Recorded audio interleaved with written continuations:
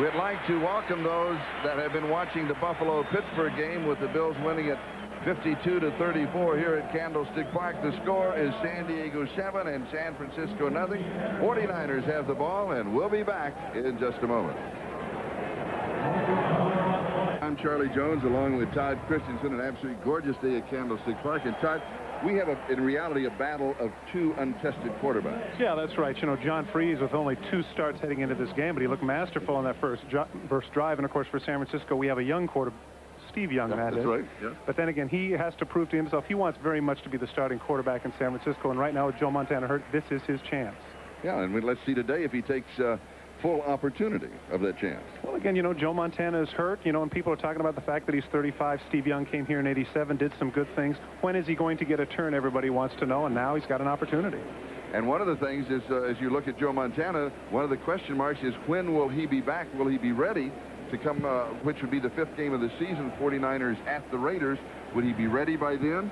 Or might it take him an extra 2, 3, or 4 weeks? Well, that's actually a good question. You know, a lot of people are speculating that maybe it isn't just going to be 4 weeks for that elbow. There you get a chance to see, you know, the numbers. Joe Montana, of course, as we mentioned earlier, you know, amongst the Unituses and everybody else, how great he is. But maybe he won't be back in a month, rather. Maybe it'll take 2. The problem is with the tendon in his elbow, there is, according to the 49ers, no ligament damage, which is good news. And they, of course, hope that he can be back. Meanwhile, Steve Young has mixed emotions.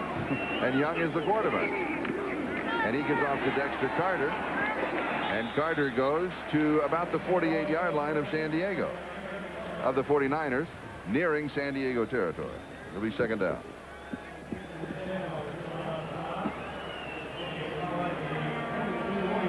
You know, people might think that we're blasphemous for even talking about the possibility of Joe Montana being replaced. But it's like anything, you know, it's like riding the pony. You only get your turn. And, you know, Joe Montana has to prove that he's completely healthy before he can come back and get into that slot. 2nd down. Young to throw. Comes right side to Dexter Carter. And Carter is out of bounds. Henry Rowling got him. There you can see Michael Carter looking at the aerial view of how they're blocking. You know, during that first sequence when the Chargers were able to go 64 yards, it appeared that they were going at will and right in the middle. So you can see Michael Carter trying to get an idea of what it is that Courtney Hall is doing. And Charlie, you know that we talked to the San Diego people, and they really feel like Courtney Hall at center could be the next Stevenson. He could be the next Dwight Stevenson, you know, who is so terrific for the Dolphins all those years. Pump fake and the scramble. And a great outside-in move by Steve Young. There are those that feel that he is the best running back on the roster of the 49ers, and he shows it again here. Well, that could be, you know, Charlie, Steve Young runs a legitimate 4.5. You know, people always talk about the 40 times and whether or not they're for real, but in Steve Young's case, it is. Now, here's also one of the few quarterbacks who does not slide. He puts a little juke on Junior Seau, but pays the price as Gary Plummer really sticks him. But Steve Young is a tough guy, very resilient. And, of course, you know, from Brigham Young, you got to know this guy's something special. We covered your high school and your college. What is left? Tell me what is left. Did I mention that Seifert and I went to grad school? Yes, you did. Oh, yes, you did. And here is Henderson. And he is close to the first down. Plummer makes the tackle on Keith Henderson. Charlie, when we talked to Keith Henderson yesterday, he told us, you know, it's a similarity between he and Marion Butts. Both of them in college served as blocking backs for more prominent runners. In his case, Tim Worley and Lars Tate. Now he has a chance to step in on his own, and against the Giants, of course, on Monday night, those that had a chance to watch, he had 10 carries for 46 yards and was their leading rusher. And he very much wants to be there every down back. 2nd down, less than a yard. 2 tight ends on the set by the 49ers. Chargers lead at 7-0. Here's Henderson. He's got the first down. He'll pick up 5 to the 18. Plummer and Phillips on the tackle. The offensive line for the 49ers is really starting to assert itself. That looked like just a 3-yard gain, but look at McIntyre and the push he's getting on Hinkle to get him off the line of scrimmage. There he's able to push him back, and he gets the 4 yards necessary for the first down. They spotted at the 19, 1st and 10. Charlie, in talking to Harris Barton yesterday, he discussed the fact that that he very much wants to have a consistent guy behind him. He wants that one running back who knows how they're going to block. And so far with Henderson, it seems to be effective today. Little play action fake. There's pressure. Steps away, throws it, and overthrows John Taylor. And in reality, was out of time, was just throwing it away. And it'll be second down. You know, you could argue that that shows a little of the maturity of Steve Young. When he first came into the National Football League, he was somebody that in that situation, he waits 3 seconds and he's gone. He's going to run all over the place. There, he stayed in the pocket. And even though he wasn't able to get the completion, he avoided the sack by throwing it away. When we talked to him, left-handed quarterback, when I asked him about it, he, by the way, plays golf right-handed, plays it very well right-handed. But a left-handed quarterback, he said, does this bother you in the offense? And he said, it's always bothered me because most coaches are right-handed, and they set up right-handed offenses. And it's always, I've always been operating out of a right-handed offense. But you know what Bill Lee said about that? You know, the right brain, left brain theory. And here's the theory of Rice on a sweep to the right side, and it is well diagnosed for the Chargers as Gil Byrd was there to stop Jerry Rice. That was actually a terrific call, but Gil Byrd definitely was not fooled. Jerry Rice coming around in the reverse. Here you see the fake to Carter, and here comes Rice coming around. But Gil Byrd got off the block, and he's waiting for Rice. If he's able to get by Byrd, maybe he has a chance. But he and Richards are there to make the play. Gil Byrd told us he studies a lot of film. He said he does it always at the stadium because his two sons, Gil II and Sheriff, just caused too much of a problem at home. And by the way, happy birthday to Gil II. Tomorrow he will be 7 years old. Right.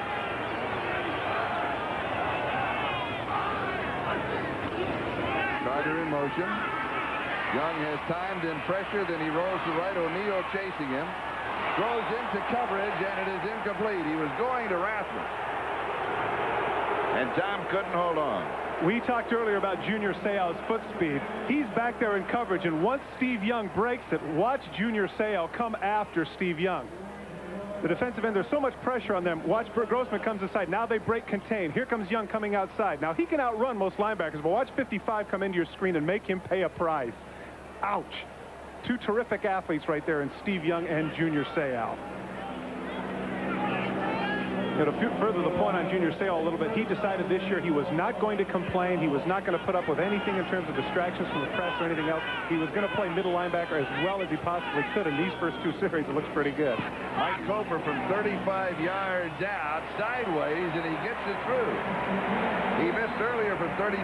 He makes this one from 35. It's San Diego 7, 49ers 3.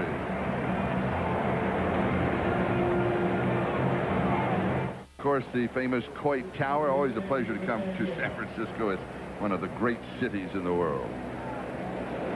Now, Mike Cofer will be kicking off for the 49ers. Nate Lewis and Donnie Elder are the return men for San Diego.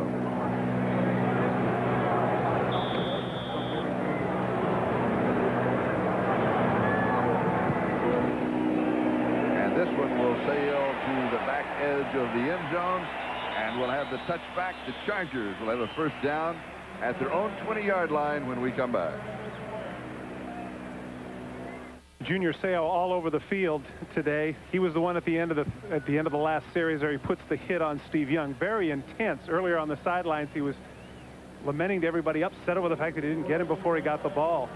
There you can see the quote by Dan Henning talking about what a practice player he has been. 150% over last year. Of course, last year people remember that he was holding out for all that money, and then they put him out of position, putting him at middle linebacker. But Junior's decided this year that it doesn't matter. Just put me on the field and let me play. San Diego first down at their own 20-yard line. Anthony Miller starts in motion, comes back, and the pass is incomplete. Craig McEwen, the intended receiver, lost his footing. The cleats grabbed or slipped on the skin part of the infield for San Diego. Chargers head coach is Dan Henning. And we'll take a look at what happened. One of the toughest things for a wide receiver is to run that route around second base, and there it is. Robbie Thompson patrols there pretty well, but not Craig McEwen. And it's second down and 10.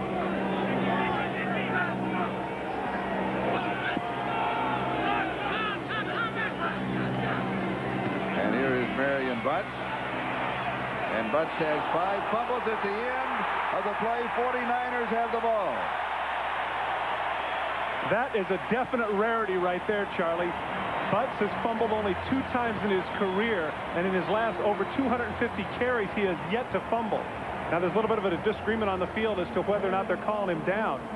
Here we'll get a chance to see it. Misdirection play following behind. Hendrickson cuts out of the open field. Right there where the ball probably should be in the right hand.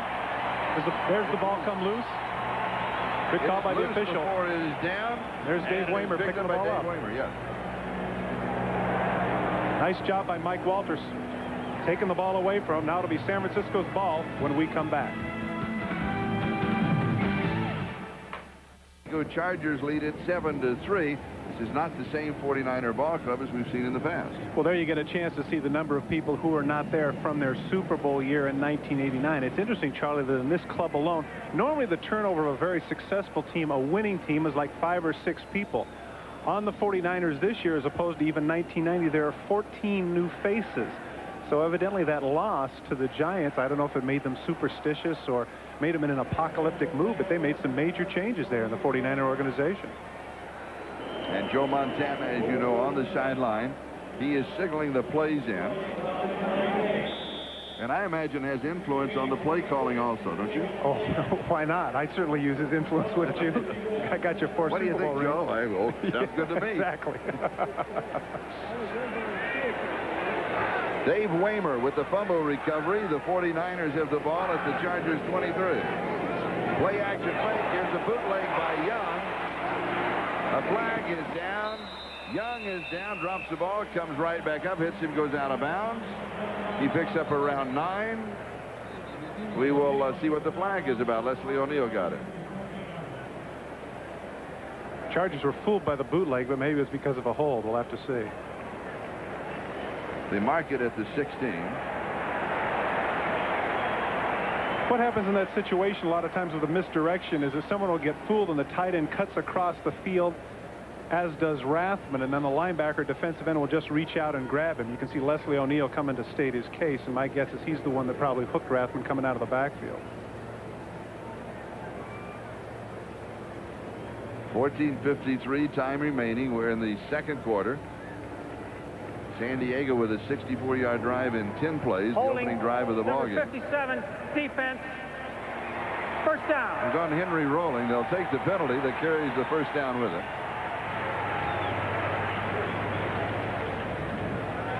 Here comes Rice cutting across the field on a crossing route. There you can see Brent Jones has a hold of the jersey. Oh, you can see it right there. Oh, Jones doesn't like it. He grabs him by the face mask. Surprised a lot of times when that happens, it's the second guy that gets caught, but in this case it wasn't. It was the first guy. And it's a first down at the Chargers' 11-yard line. Here's Dexter Carter on a sweep to the left side. He makes the corner and he goes out of bounds at the 3-yard line. Junior Seau was chasing him at that point. Charlie, when I was playing, they were really big on tall running backs. I don't know why, but this is one of the advantages of being 5'9". He cuts to the outside, and you'll get a chance to see Gary Plummer actually has a pretty good shot at him, but he just cuts underneath there. That low center of gravity enables him to cut in and get an extra yard, where a guy who's 6'2" or 6'3" doesn't have that same dimension. He gets tackled about 2 or 3 yards sooner upfield. And they spot it at the 4. And it'll be second down and 3.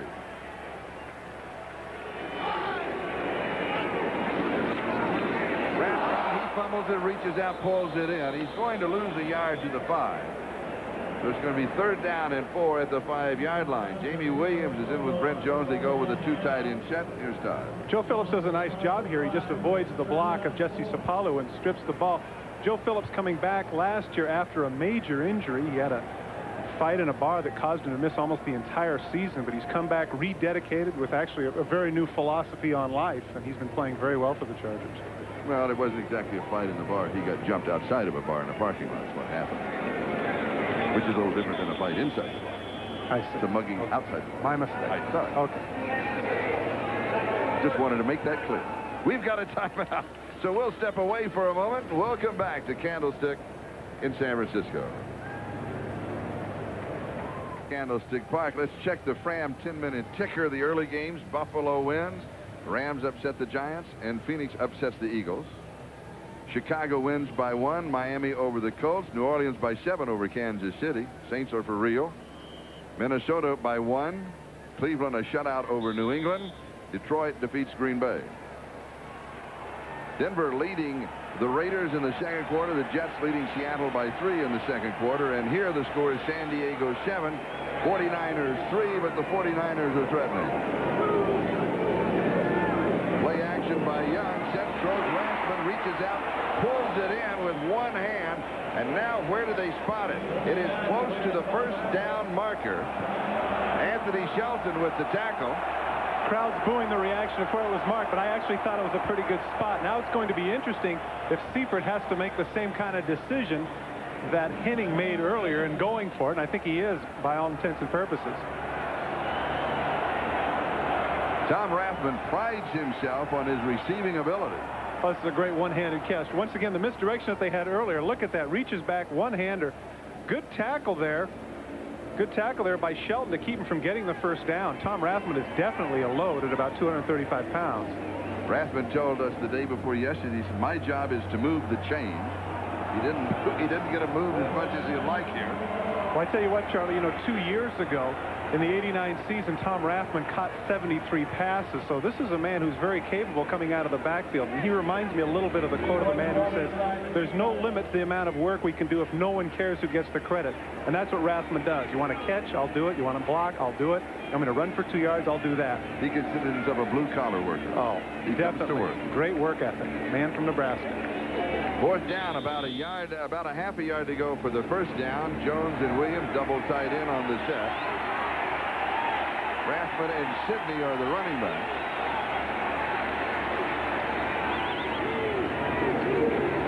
It is Rathman over the top, and he is bent back. He may not make it. Boy, the spot here is, of course, of the ultimate importance. San Diego seems to think that they don't have it. This is going to go a long way to getting some momentum for San Diego if indeed they're able to hold them out. And this is always great, too, is that you got 22 line judges right there. Oh, yes. Everybody is pointing to where the ball should be spotted. It's going to be awfully close when they have it marked. It is going to be close. The Chargers could well have held and take over on downs. Great job by the interior of the Charger line to submarine and get underneath the San Francisco lineman. And the celebration tells it all. Chargers have held, and they take over and down. Here in the interior of the line, watch on the left side, just next to the center, you're going to see Hinkle comes underneath. Watch his jump. He can't jump because he's being held there by Plummer, who knifes in underneath. Great job by the Charger defense coming back. What? San Diego from their own 2-yard line. Play action from the end zone to Bernstein. Loses the tackler. Fights his way to the 11-yard line. Nice little 360 move by Bernstein. Here we'll get a chance to see that goal line stand once again in the middle. Bert Grossman actually was the one that was able to knife underneath and make the play. Look at the left side, Steve Wallace. Watch him come underneath and watch the jump by Rathman. The arms of number 92 are all around him. And Plummer comes in to finish him off and push him back. But it was Grossman who was able to make the initial push and keep Rathman from getting the first down. If you recall, he was the guy who was the big mouth on Sports Illustrated's cover. Very animated gentleman, a lot of laughs.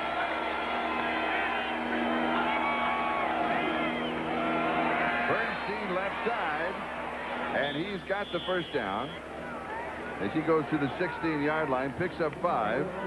Johnny Jackson makes the stop, and it'll be 1st and 10 San Diego. You know, a small point here, Charlie. Dan Henning told us that he only had 2 really healthy wide receivers and that Craig McEwen was going to play a lot in the wide receiver situation.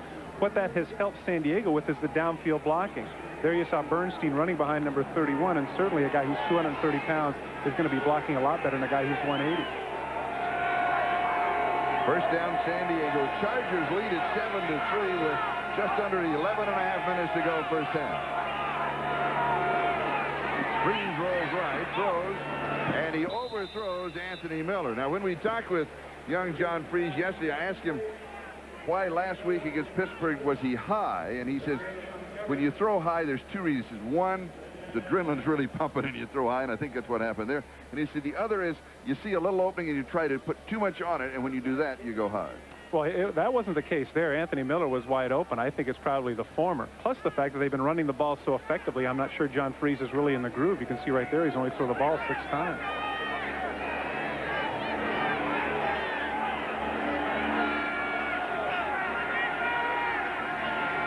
Second down. Quick out, Anthony Miller comes in, loses the defender, and is chased out of bounds by Eric Davis. Anthony Miller is what you call very genuine speed. Here he does just a quick hitch right here. Now take a look at the move he does to the inside and fools Don Griffin. He comes up to make the play. It looks like he's going to cut back. Boink! Right there. Anthony Miller was the one who lost to the eventual winner, Darrell Green, in the NFL man's fastest man contest, and John Freese ends up paying a price. Take a look at the shot he takes right there from Mike Walter on the blitz from the inside. Gain of 16, first down Chargers, their own 32-yard line.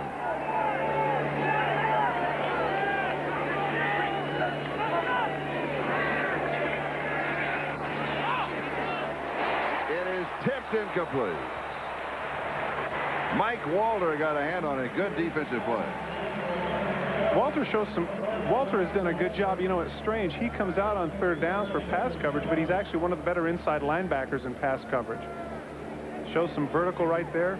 That Sheldon High alum. And the Chargers showing different looks offensively. So you can credit Henning has made an impact as he takes over and is running the offense. I think one of the things that San Diego fell prey to last year was their predictability. Certainly in the series we've seen thus far, he has taken some chances and done some different things. Second and 10.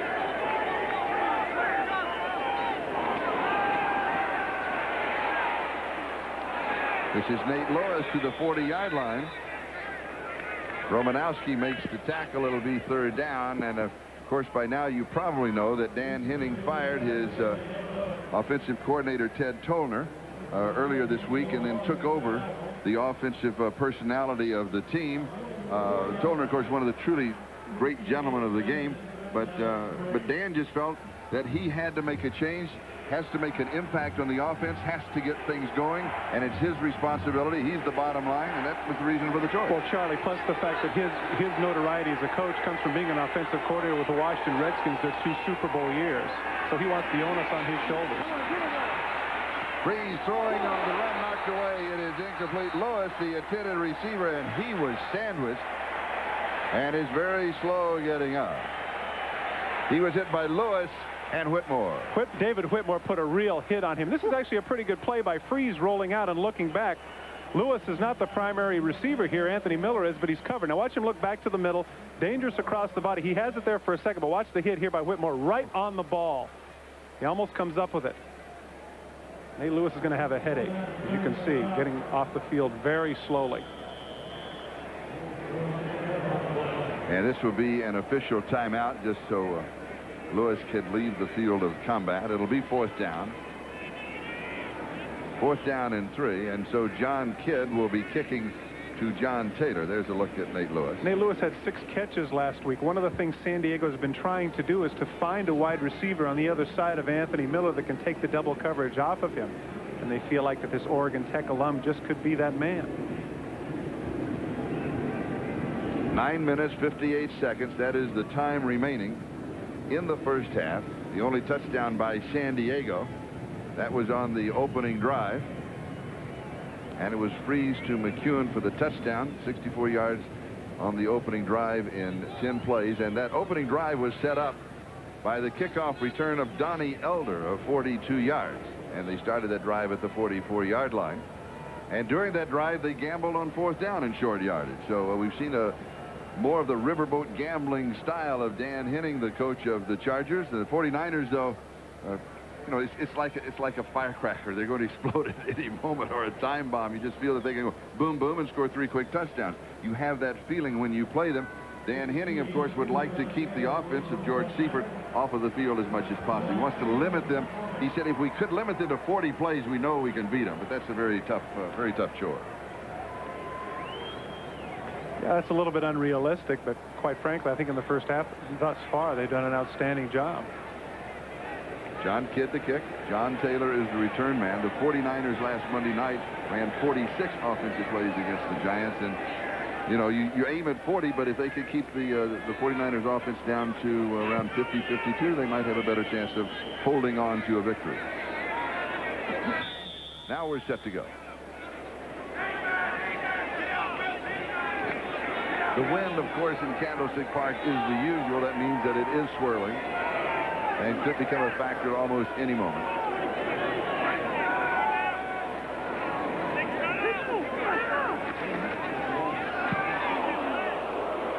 Good pressure, but he gets it off. Fair catch is taken just inside the 20-yard line. And we've got a timeout. The Chargers have the lead. This kid barely gets it away. This is Charlie Jones, Todd Christensen, Candlestick Park.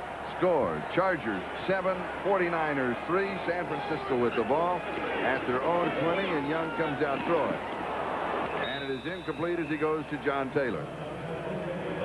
Good play. Second down. Let's say good play by Sammy Seal, cutting in front there. Slant pattern to John Taylor, and Sammy Seal was with him stride for stride, a former teammate of mine with the Los Angeles Raiders. We have covered your entire career, and we still have the whole second half to go. I can hardly wait. What's in store?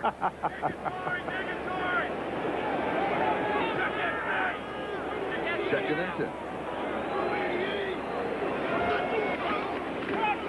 Here's Dexter Carter. And he is stuffed right at the 20-yard line. It'll be third down. You know, the booing of the San Francisco fans for that running play is indicative of what a lot of people are talking about in terms of the problem with the San Francisco offense, and that is their inability to run. Here you'll see that the 4 Super Bowl years, Ricky Patton there leading in 1981 when they had run by committee. But look at the next 3 Super Bowls that the 49ers won. They had 1,000-yard rushers, and quite frankly, I think that was when they were most dominant, is during those Super Bowl years. There you can see last year in 1990, Dexter Carter had only 460 yards, and of course, as everyone knows by now, San Francisco did not make it to the Super Bowl. So the argument rages whether or not they need to have the one steady back, or if they can get by with it with run by committee. Doubling on the pitcher's mound and swinging the pass underneath to Henderson, and he comes up short of the first down. And the 49ers will be kicking, but when Steve Young went back, and one of the problems early in the season when you play in stadiums which have both baseball and football, and that is you run into the skin part of the infield. This time it was the pitcher's mound. Watch as he loses his footing. Oh, you're right. But again, give some credit here to the San Diego secondary. He's looking downfield for Rice, and he's not there patting the ball, and he's got to go underneath to Henderson. Even though he made the catch, he was short of the first down. Nate Lewis is the return man, and is almost blocked. Rojinko barely gets it away. The fair catch is taken at the 33-yard line. And the special teams, both for the 49ers and for the Chargers, very active. We'll come back in just a moment. Close. Diving through your screen was Donnie Elder. You know, it's interesting. Sometimes you get a chance to see whether or not a guy really knows how to block a kick. You know, he comes out practically untouched, but instead of taking the ball off his foot, he goes off to the side. Sometimes the left footer, I guess, can confuse you, because he definitely should have blocked that punt. San Diego first down, their own 33-yard line. Arthur Cox, the motion man. Again, the Chargers throwing on first down, right over the middle to Bernstein. And Rod picks up the first down. Keith DeLong with the tackle. Flag dropped back at the 29. And the Chargers will again be hit by a penalty. We haven't that many flags during the ball game. I think that's good. I do too.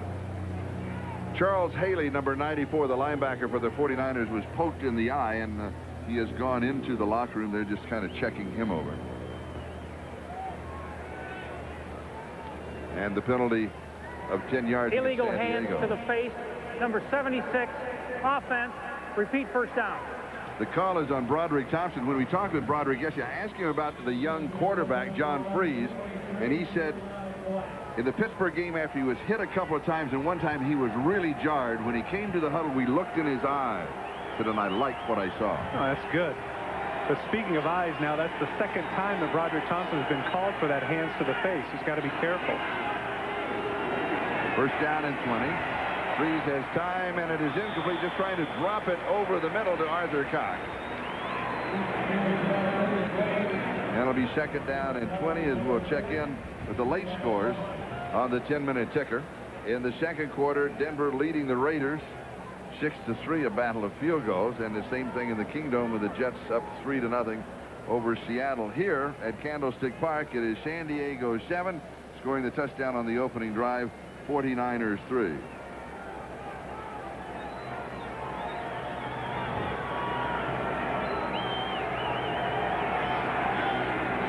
That graphic is incorrect. It is 2nd and 20 because of the penalty. And Freeze to throw. Has good protection, and it is dropped. Should have been caught by Anthony Miller. A little behind him, but Anthony is too good a receiver to drop that. Definitely wide open. Freeze does a good job buying time to get his receivers that extra second downfield. Here you'll see, he's not the fastest guy in the world, but watch his feet move. He moves to the left a little bit, buys a little bit of time, sidearms it, and you're right. This is definitely a catchable ball. Anthony Miller's got to come up with that. So bring it back to the 23-yard line, and it's 3rd down and 20. Anthony's reaction, he is not pleased with himself. Neither's Freeze.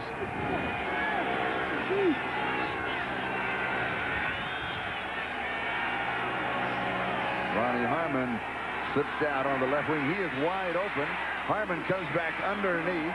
Little stutter step, slides out to the 34-yard line, but that will be shy of the first down. Ronnie Harmon's a terrific player. I think everybody recognizes a couple of years ago in Buffalo, he was berated for dropping that pass in a conference prior to the conference championship game against Cleveland, and so they let him go on plan B. Ronnie Harmon last year averaged nearly 6 yards a carry and caught 46 balls. And that's good for Dan Hennigan, because when he was with the Redskins, he had 2 very good receivers coming out of the backfield, Joe Washington and Kelvin Bryant. And I think Ronnie Harmon compares favorably with Joe Washington during his heyday. John Kidd to kick. And John Taylor, the return man for San Francisco. Just over 6.5 to go in the second quarter. Taylor takes it at the 25. Good return out across the 41-yard line. And now we have a little pushing and shoving, and flags drop back at the 33.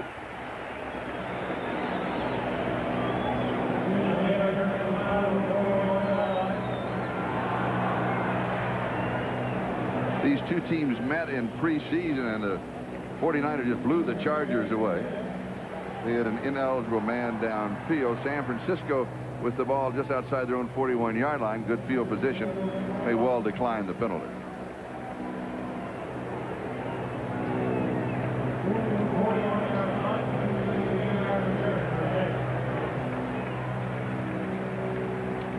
Stan Kemp, the referee. Ineligible receiver downfield on the kicking team, number 32. The penalty is declined. First down. Eric Bieniemy got the early jump. Penalty turned down. 49ers have the ball. We'll step aside for a moment. We'll be back. Haley of San Francisco is back on the sideline and has a towel, and he is what I'm assuming is that he got poked in the eye and has a wet towel and is trying to just get some comfort right now. Well, they definitely want to get him back. That was the man that had 16 sacks last year and was NFC Defensive Player in the Year, so definitely San Francisco's got to have him. Young comes out throwing. He hits Rathman. Pass is complete. They'll mark it at the 46. It'll go for 5. It'll be 2nd down and 5. I mentioned earlier that Rathman prides himself receiving. And when we asked him, are you going to run or pass more? And he said, after Monday night, he said, the big vote is that we'll pass more. Well, in that game, you mentioned the fact that they only had 46 offensive plays. 24 of them were running plays, and obviously they weren't that terribly effective, so I can understand his vantage point. Then when he was walking out of the room, I said, good luck on Sunday. He said, hopefully we'll win. Then he turned with his big smile and said, we'll win. 2nd down, pump fake. And it is incomplete to John Taylor. Took it on the short hop. It'll be 3rd and 5.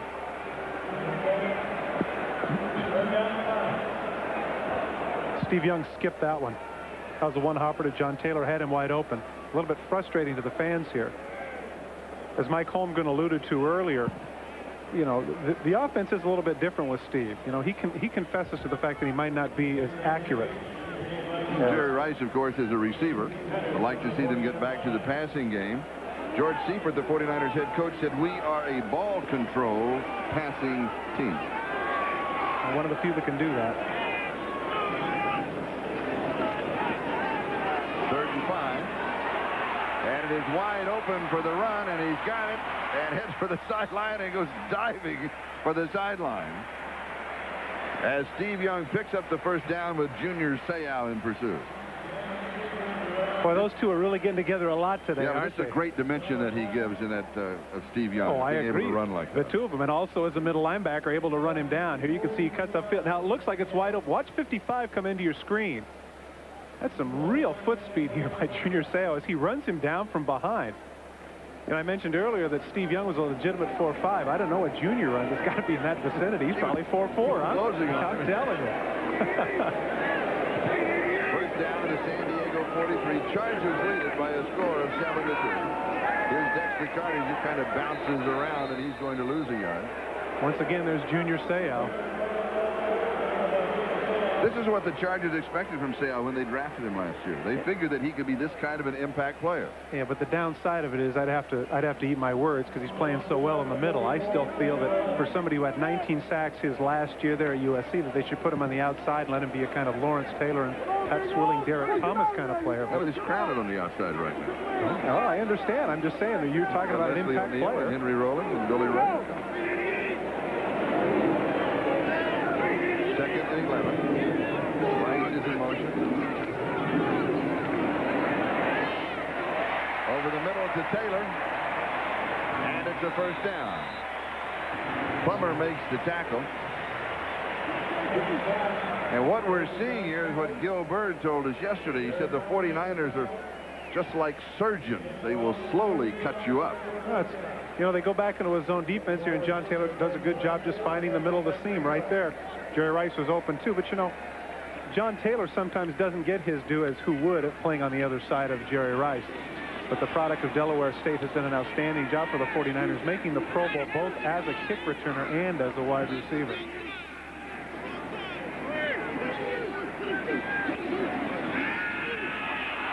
Going deep, Rice is behind the secondary. He has got it. He holds on. Touchdown 49ers.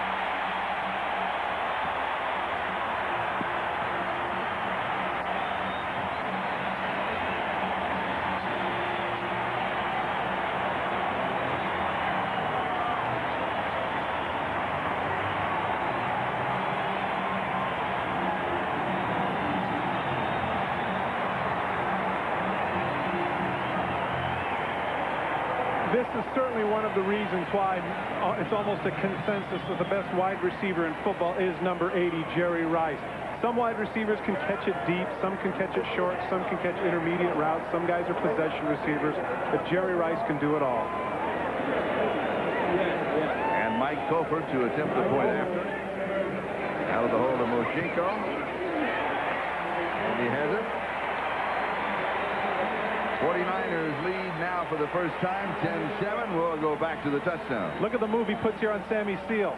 Sammy Seal has him. It's to the middle of the field. Sammy Seal can run with him, but here's the advantage of height. Sammy Seal 5'9", Jerry Rice 6'2". He goes up, takes the hit from Shelton, and still is able to come up with a ball. Steve Young, a lot of time, take a look at his reaction here. He knows that Rice is open. Can he come up and make the catch?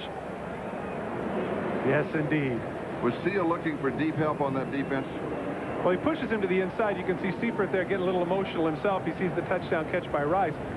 I think that he thought Shelton was going to come over a little bit quicker, but still, that is definitely man coverage. There, Sammy Seal should have gone up and gone after the ball. Instead, he tried to cut Rice's legs out from under him. And Jerry Rice shows that he's not just a pretty wide receiver. He's not somebody who just wears the extra sweatbands and looks good. He goes after, makes the tough catches, and can take the hits. Here's a program note. Next Sunday, NBC will bring you more great NFL action with a doubleheader beginning at 12:30 Eastern with NFL Live. Most of you to see the exciting run-and-shoot silver stretch offense of the Lions going as Dan Marino and the Miami Dolphins. And next Sunday, Don Shula will be going in that ball game for victory number 300 as a head coach. So an outstanding lineup of football games on our doubleheader next weekend. I'm watching that one. Who's broadcasting that game? I don't know, but I know all about him. I know his high school. I know his friends in Oregon. I know he went to BYU. Touche. I asked for that one. I'm really looking forward to that. And again, his broadcast partner will carry the day. Here we go. Mike Kupfer will kick off with Nate Lewis and Donnie Elder, the return man.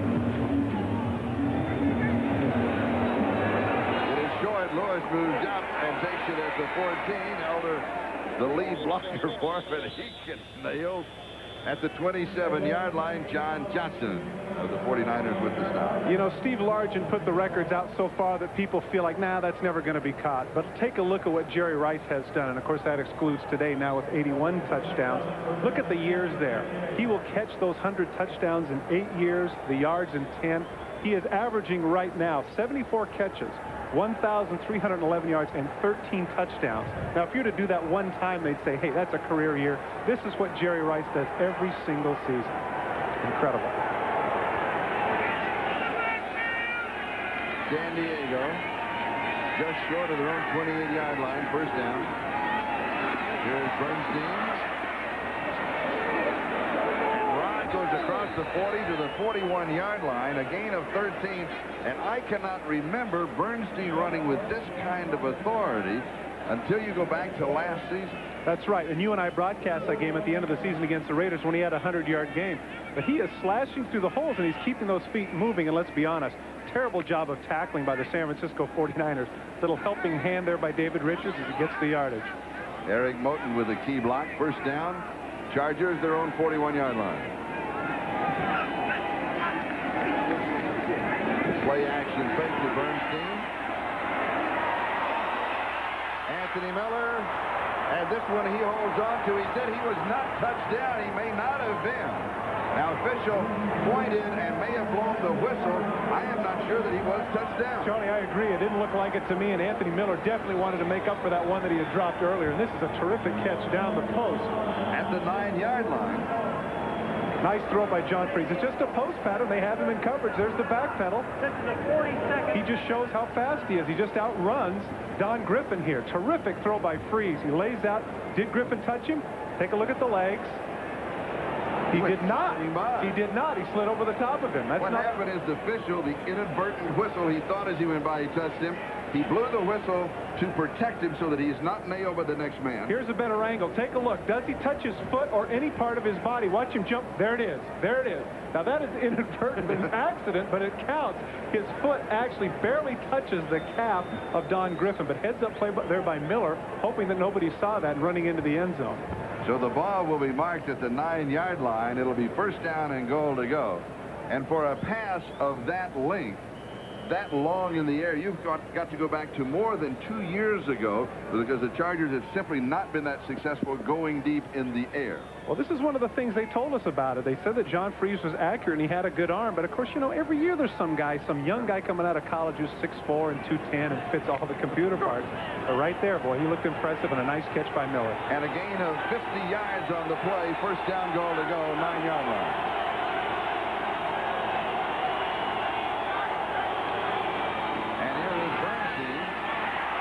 Line of scrimmage, that's all. It'll be second down, goal to go. Michael Carter was there to make the tackle. 2-minute warning will be given to both benches, and we'll come back to Candlestick in just a moment. There is Tom Rathman, the man that you just saw inside of that statement, number 44. We had a chance to visit with him. Nice young man. I really enjoyed it. He's got kind of a quirky little smile and a twinkle in his eye. And right now, the offense of San Diego has to have a twinkle in their eye. Well, particularly, I think that after San Francisco scored the touchdown, I think the crowd figured, well, we're going to get into this game, and now San Diego's going to fold. Now a 50-yarder to Anthony Miller, and you're right, they're right back in this thing. And if they score and San Francisco doesn't, heavy momentum charge away. Assessment of what Dan Henning is doing with the offense, of the plays that they're running in the first half. Well, one of the things that he's doing is mixing things up. I think people assumed that coming back that all he was going to do is he's going to try and get that running game going again and get butts into the game more. But what he's done is he's given Freeze a chance to mix things up, go with some play action passes, and that really set up that 50-yarder to Miller. Second down and goal to go. A loss of about a half a yard by Bernstein on the last play. Chargers trailing by 3 and obviously well within field goal range for a tie at halftime. Bernstein, the remaining back. Play action fake. Miller, and he has it. Anthony Miller, and Freeze drilled it into coverage. You know, last week against the New York Giants, Eric Davis got picked on a lot, but actually, right there, that was actually terrific coverage. John Freese does a terrific job of just threading the needle into Anthony Miller, and really, there's no way he could have dropped it. It hits him right between the 8 and the 3. Watch Davis's coverage. He's not fooled. He's right there, right with him. Pushes up. Where is it? You can't get any better coverage than that, but then you can't throw the ball any better either. Super job by John Freese.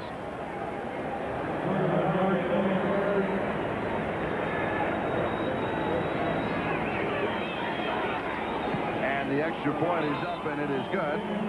And the Chargers now have regained the lead, 14-10. Anthony Miller didn't have too many friends early when he dropped one, but now he does.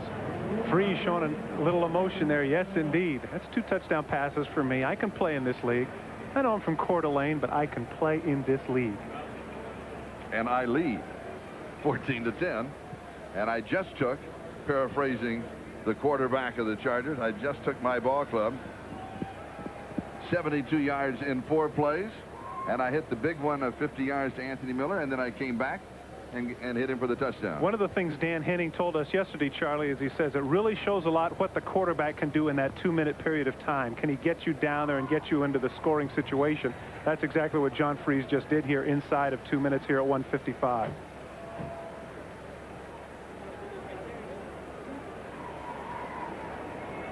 So San Diego will be kicking off with 1:55 left to go in the first half. Chargers leading 14-10. John Freese with 2 touchdown passes, one to Craig McEwen, the second one to Anthony Miller. Dexter Carter and Spencer Tillman are the deep backs. Charles Haley, still bothered by that eye problem, is headed back to the locker room. We'll try to get an assessment of his situation. The sun is shining. The temperature in the upper 60s. The wind swirling. And John Kidd is kicking off at Candlestick. John Carney is kicking off at Candlestick.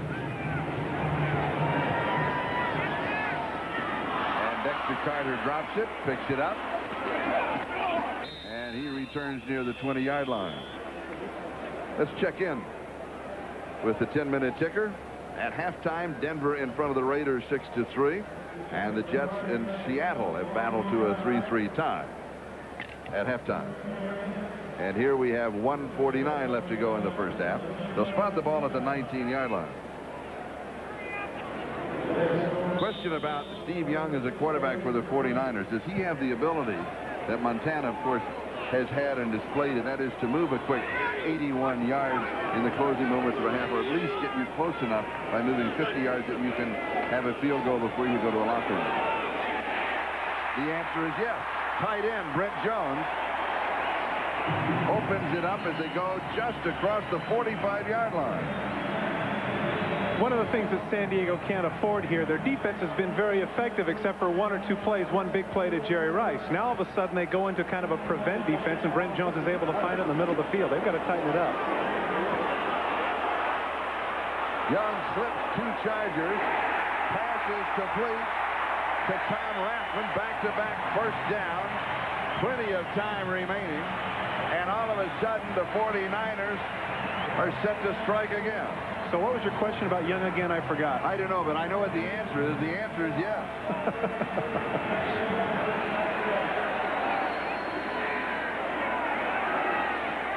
And it is incomplete. Brent Jones, the tight end, the intended receiver.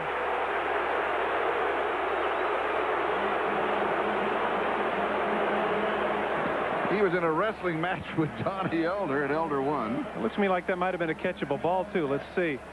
A little bit high. Oh, right through his hands. Brent Jones should have had that one. Elder with the takedown. That's after the fact. He doesn't know if he's caught the ball or not. He's got to bring him down. Steve Young really has that added dimension of speed. You know, you talk to defensive linemen, talk to the Leslie O'Neills, and talk to the Bert Grossmans and people like that, and they'll tell you how frustrating it can be to feel like you've got a Young in your clutches and have him take off and do what he did these last 2 plays.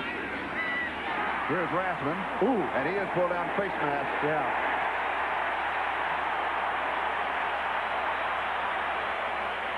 And you know, you were just talking about what a nice young man Rathman is. And this is surprising. All he did was look back. He didn't get up like some players do and jump up and down and scream and complain. He just looks back and says, yeah, okay. He goes to work. Got the face mask. They'll add on 10. Now it'll be interesting to see if they call it 5 or 10 or 5 or 15 here if it's a flagrant, because his head was really pulled back there. That could have been very dangerous. 49ers started this drive back at their own 19-yard line. Personal foul. Face mask. Number 57. Defense. First down. When I asked Rathman about his quarterback, Steve Young, as we'll take a look at the face mask. Oh, that's flagrant. Look at how he pulls his head back. Yeah, definitely that should be a 15-yard penalty. As you heard the crowd roar, that's exactly what happened. They marched it 15 yards down to the 14-yard line. And a first down. And I'll come back to Rathman's statement. I'll give it now. About the quarterback, Steve Young, he says, he's going to be a good one. He says, no, he already is a good one. He's proven it this drive. Oh, he sure has time. Here's Rathman. 6-yard line. 37 seconds. 37 seconds, and the clock is stopped with a timeout. San Francisco. Charlie, I don't know if it's so much that Steve Young has been as effective as I don't know what happened to San Diego's defense. Was playing, you know, very well throughout the first half, and inevitably you see it happen time and time again. They go to the 2-minute defense, which means prevent. And I've often asked defensive coordinators, what does that prevent? And he says it prevents your defense from going higher in the statistics as they give up the yards and touchdowns. And we're just 37 seconds away from halftime. Be sure to stay with us. For Bob Costas, Will McDonough, and O.J. with all the scores and highlights. NFL Live at halftime. NFL Live before the ball game. A really good show this morning, and an excellent feature on the quarterback situation of the 49ers of Steve Young and Joe Montana. Very enjoyable and well done. Well, if this drive is any indication, I don't know how the 49ers can lose with either guy. I mean, they're just both terrific quarterbacks. You know, and you need to. And you do. You need to. Just ask Philadelphia and Seattle after the first week of the season.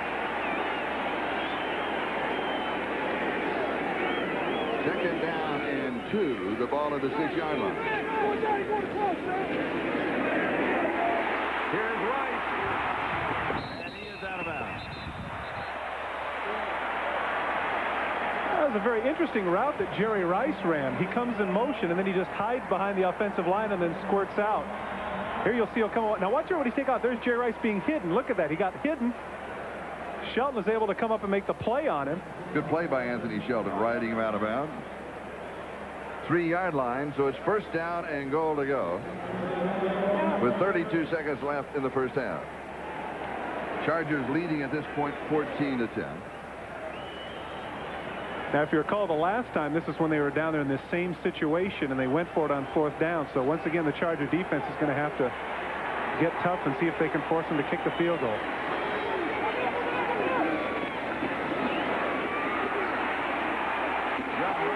And he is hit by Leslie O'Neal. Helmet on helmet, and is bumped out at the 1-yard line. Whew, listen to this hit.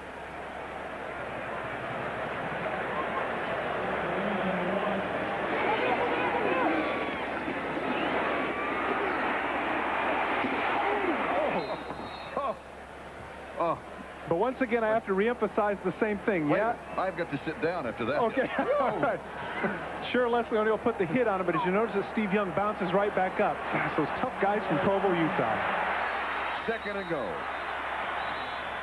And the Chargers are going to take a timeout. They were changing defensive players. They did not clear the field.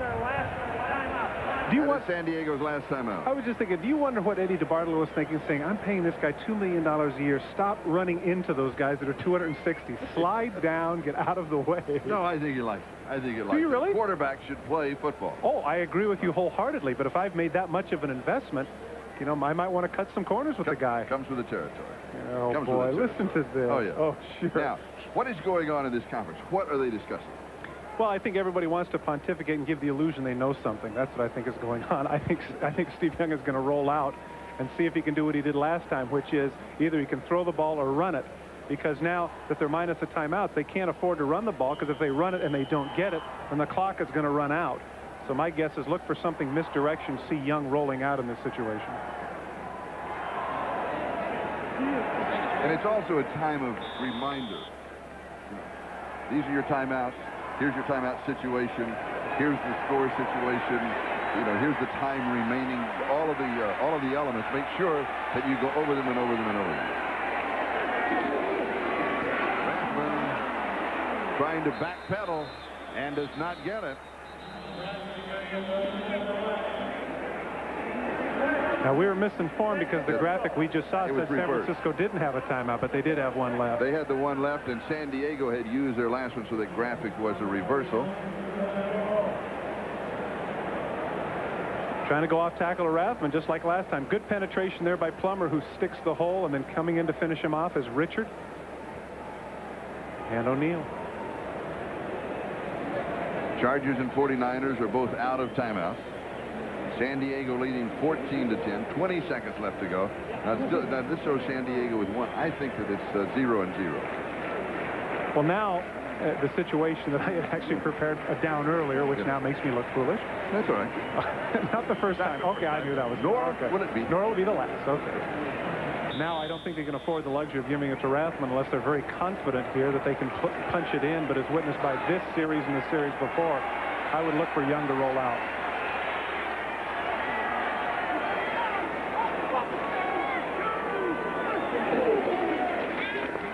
Little pump fake, throws, touchdown. John Taylor.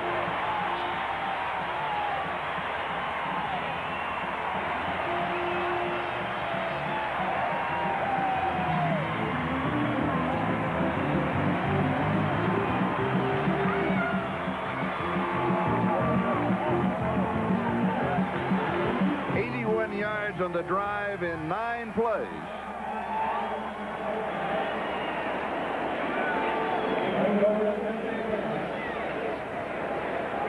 Well, he neither rolled out nor gave it to Rathman. Instead, he fades back and throws to Taylor, just like I said, right? You had it covered all the way. And the 49ers go in front of San Diego 17-14.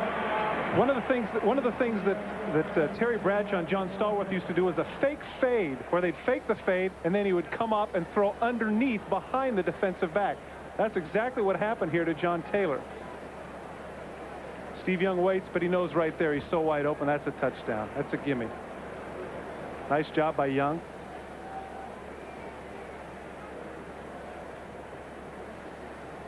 Here you get a chance. You're going to see Rice is going to pull him out here, and then Taylor is going to come underneath, and the safety here is going to try and come over and make the play. But the confusion is going to be right here. The men are going to lose. They're going to lose one another, and Taylor's going to come free.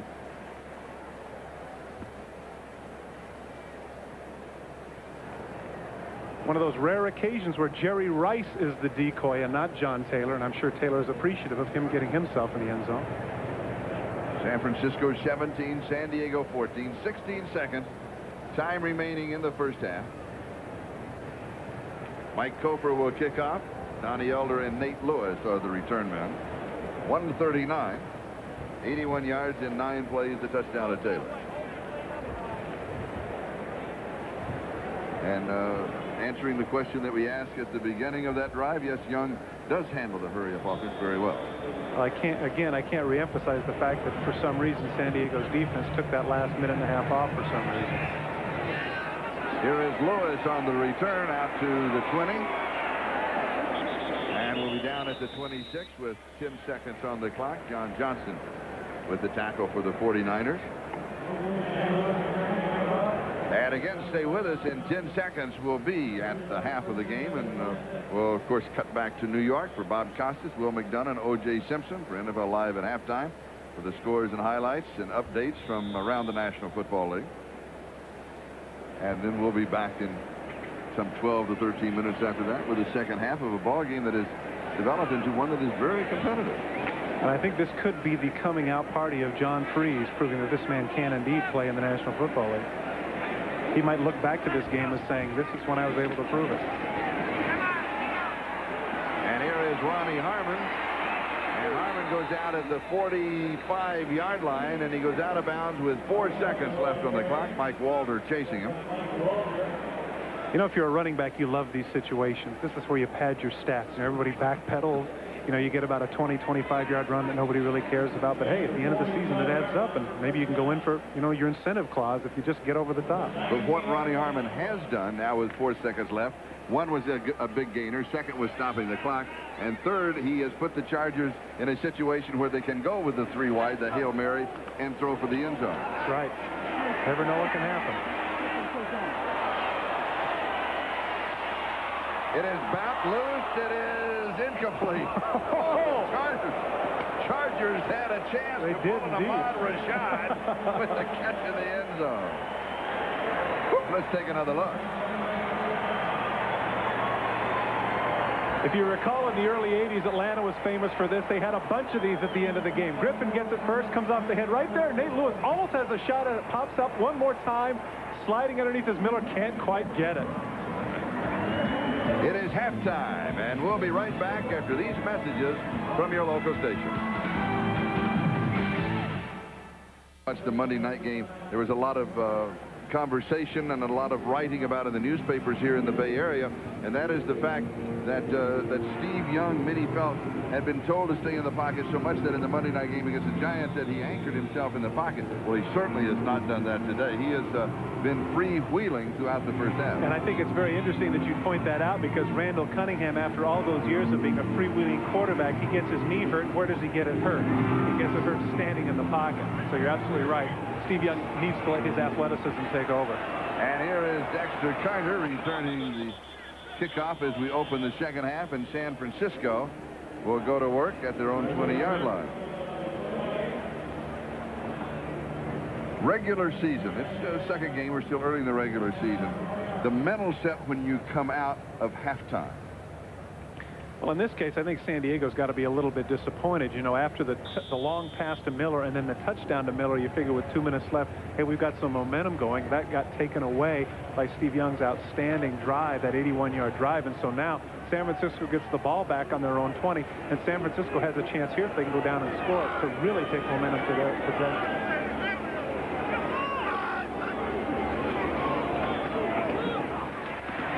Young goes to Brent Jones, his tight end.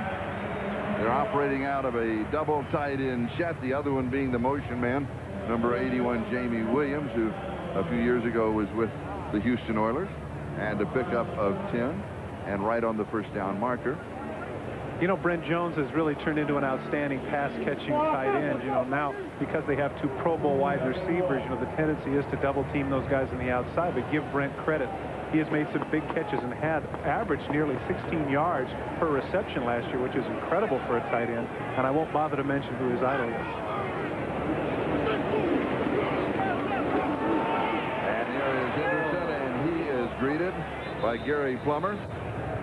And I mentioned this in the first half. The 49ers have been running back by committee, and that's not a line of mine, has been said by many others before me. But the Chargers feel that Keith Henderson, they were very high on him when he came out of college, out of Georgia.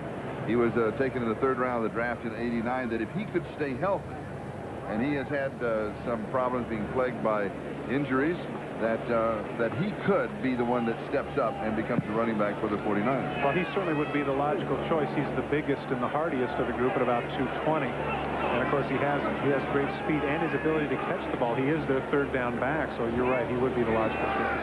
3rd down, short yardage. Jerry Rice, he's gone.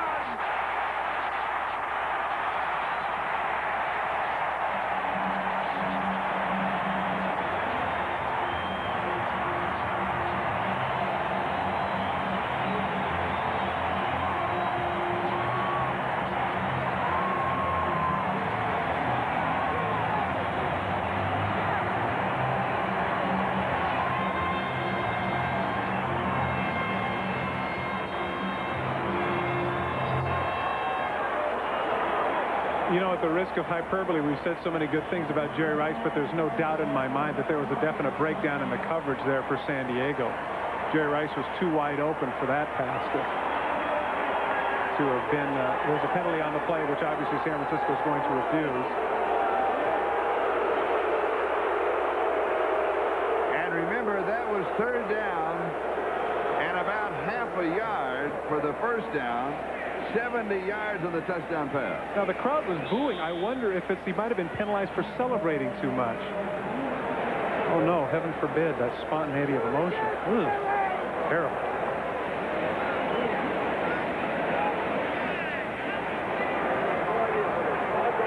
The extra point attempt. It is good. Gilbert chucks him. That's not much of a chuck. And whoever's in the middle of the field has to come over. That is not Gilbert's man. Shelton has to come over and make the play here. That's not Gilbert, but it doesn't matter. 70-yard touchdown for Rice. Welcome back to Candlestick. Now, this is what Jerry Rice did after he scored the touchdown. As he celebrated, he went up into the stands there to share it, and a flag went down. You can't do that. Give me a break. That's a demonstration. And it costs you 5, so they're kicking off from the 30-yard line. And like Todd, I don't agree with that either. Let's put the fun back into it. From the 6-yard line, here's Donnie Elder on the return. He's to the 20. Out to the 29-yard line. You're going to see right here, Gilbert is going to chuck Jerry Rice to the middle of the field. Now, either right here, Shelton or Richard has to come over here and help out. Now what's going to happen is that nobody comes over, and Jerry Rice is going to run unencumbered in the middle of the field. Now, where's the safety? Where's the help? Steve Young is able to make the play. Stanley Richard was a #1 draft choice, but that is a definite rookie mistake. He's got to come over quicker. Rice makes him pay the price. San Francisco now leads by 10, and the Chargers have a first down at their own 29-yard line. Should mention too, Charlie, that with that catch, Jerry Rice now goes over 8,000 yards for his career. Dave Waymer with the tackle, a gain of about 8, maybe 9. It'll be second down in short yardage. 79 yards, 3 plays, 149, the 70-yard touchdown pass. And again, that was third down and about half a yard to go for the first down when he found Rice open for the TD.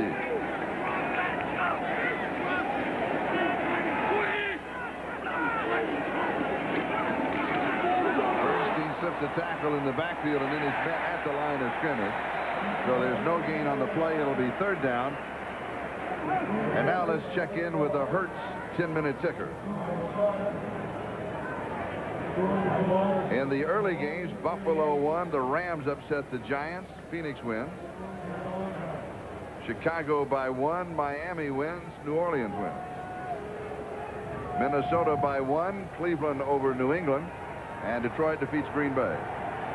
Third quarter, Raiders leading Denver, and Seattle has jumped in front of the Jets in the third quarter.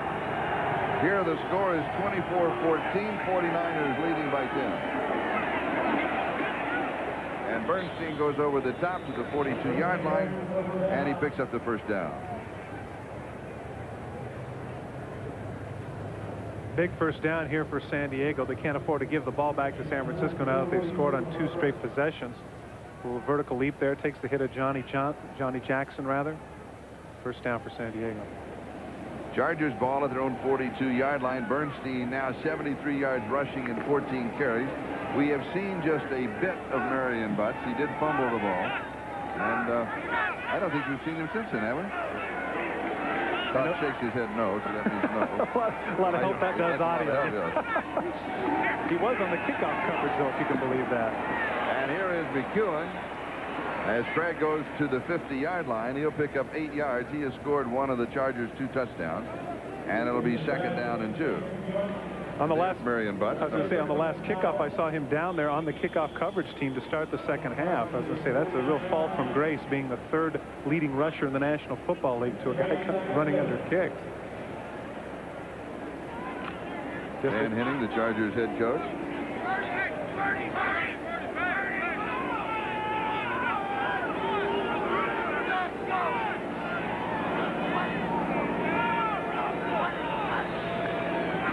In motion, Bernstein And he is stacked up right at the line of scrimmage for an update. Now let's go to New York City, and here's Bob Costas. Charlie, the Raiders grab the lead in the third quarter at the Coliseum. It's Jay Schrader to a wide-open Willie Gauld. It covers 16 yards. It's the first touchdown for either team. Had been an exchange of field goals until then. Raiders 10, Broncos 6. Charles? All right, thank you, Bob. Here again, 49ers 24, Chargers 14. Just under 10 minutes to go. We're in the third quarter candlestick.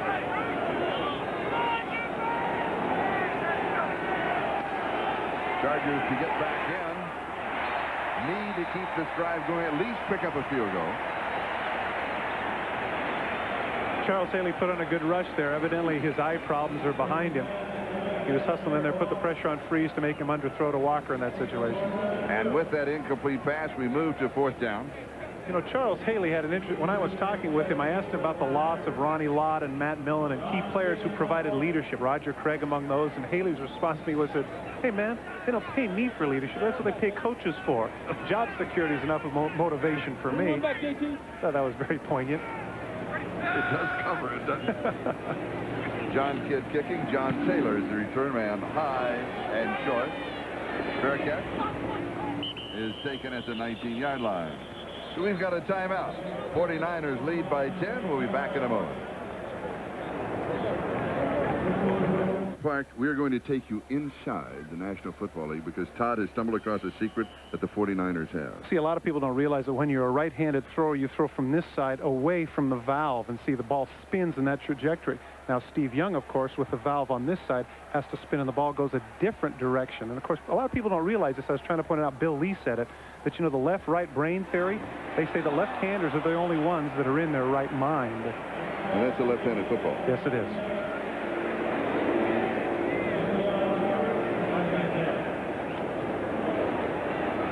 Second down.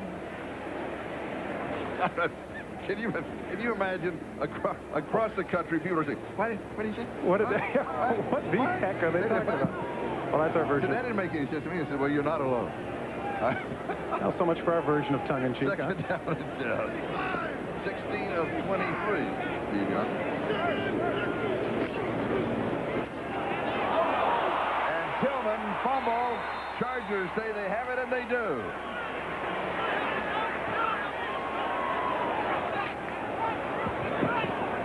Well, you know, we've been talking up Junior Seau all day, and certainly for good reason. Spencer Tillman, first carry, cuts back.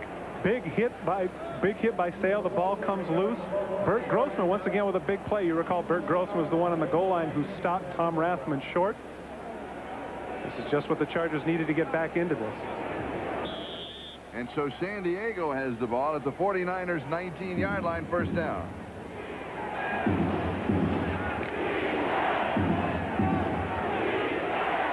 The Chargers last year 5th in the National Football League in defense.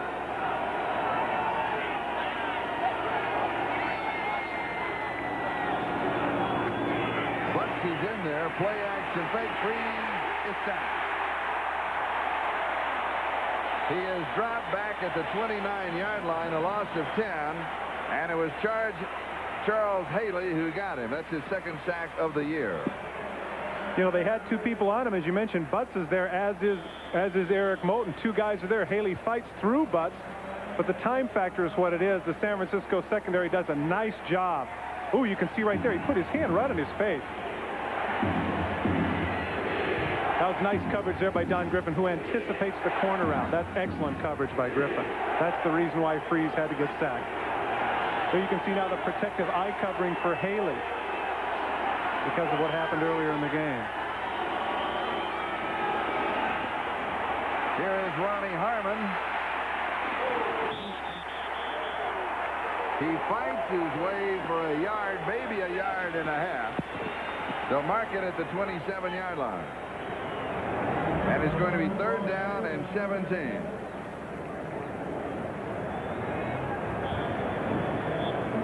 That sack was definitely tough on the San Diego Charger offense. Now faced with first, second, and 18, and now third and 17. Their options are pretty much limited. But that new offensive coordinator, I wonder what he's got up his sleeve here. Third and 17.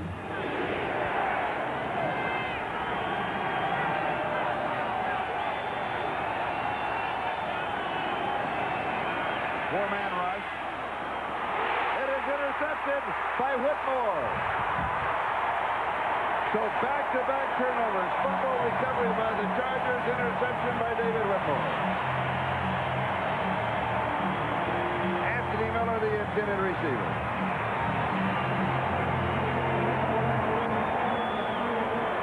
James Whitmore just makes a terrific interception. You can see right there, 41 in the middle of the field. He's backpedaling. He's playing center field. He's watching the quarterback's eyes. He reacts on the ball. Anthony Miller's got to come forward, though. He's got to come back to the ball. And if he can come back to the ball, he can prevent that interception. It's not as if Freeze was all alone. Dennis Brown is there knocking him on his backside. But when we come back, it'll be San Francisco ball. To go in the third, 49ers by 10. They have the ball courtesy of the interception. Come back with a play-action fake. And here's the tight end, Brent Jones. Another big play for the 49ers. And that has been the footnote of the second half. Well, if you recall, you know, at the drive at the end of the first half, the first big play that got him up the field was Brent Jones in the middle of the field. Once again, they isolate him on a linebacker, and Brent Jones is just too good of a tight end to be isolated by one guy, in this case, Gary Plummer. And a gain of 35 yards on the play. And the ball at the 49ers 49.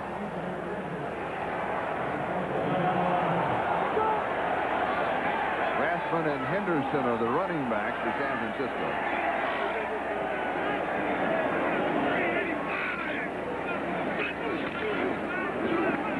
Here is Henderson sliding through to the 44-yard line. Gain of 7, second down and 3. Now let's check in with the Hurt 10-minute ticker.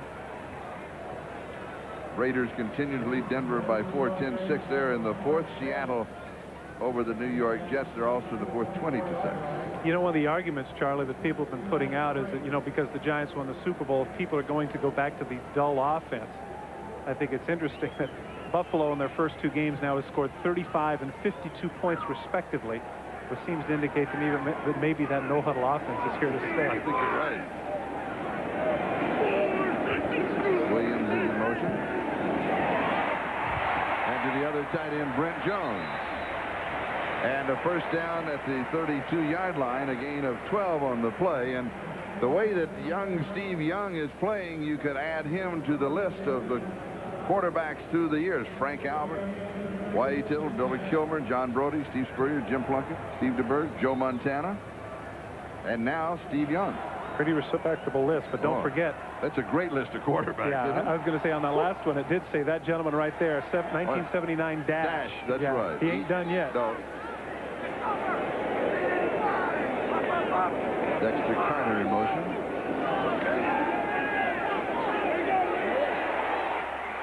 And it's incomplete to Taylor. It'll be second down and 10. The ball back at the 32-yard line. This is good coverage here by Sammy Seal. He does a good job of hand fighting with John Taylor on the bottom of your screen. Running with him stride for stride. Little out fake, but Seal doesn't buy it. Looking him right in the eyes, and he looks back when Taylor looks back. Excellent coverage by Sammy Seal. A converted wide receiver. When the Raiders drafted him in 1984 out of Western State in Colorado, he was a wide receiver. They converted him to cornerback and then let him go to San Diego, and he's proven out to be a very good player. Fastest player on the team for the Chargers, Sammy Seal.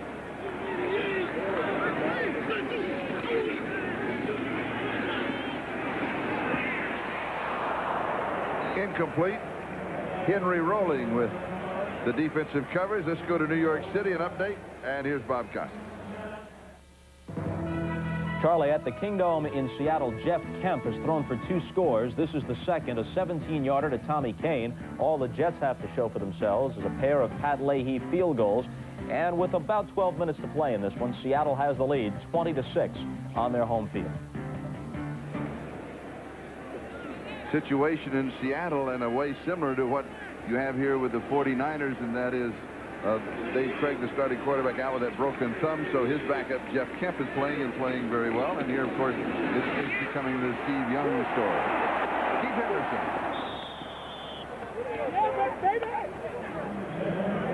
Good job by Stanley Richards coming up on the hit. That's the reason they drafted him first. That was a big hit that he put on Henderson, and Henderson had a head of steam coming. Here you'll see he avoids the first tackler right there. Now all of a sudden it looks like he's going to have a pretty good move. Now watch 24 coming to your screen. Take him high. Bang. It's a 220-pound running back running at a 4.5 clip, and Richard does a good job of bringing him down. Bobby Beathard's very, very high on this young man. From the day one that he was in training camp, he was the starter at free safety. And Mike Kofer is in with from the 35, a 45-yard field goal attempt. Out of the hold of Ralph Mojinko.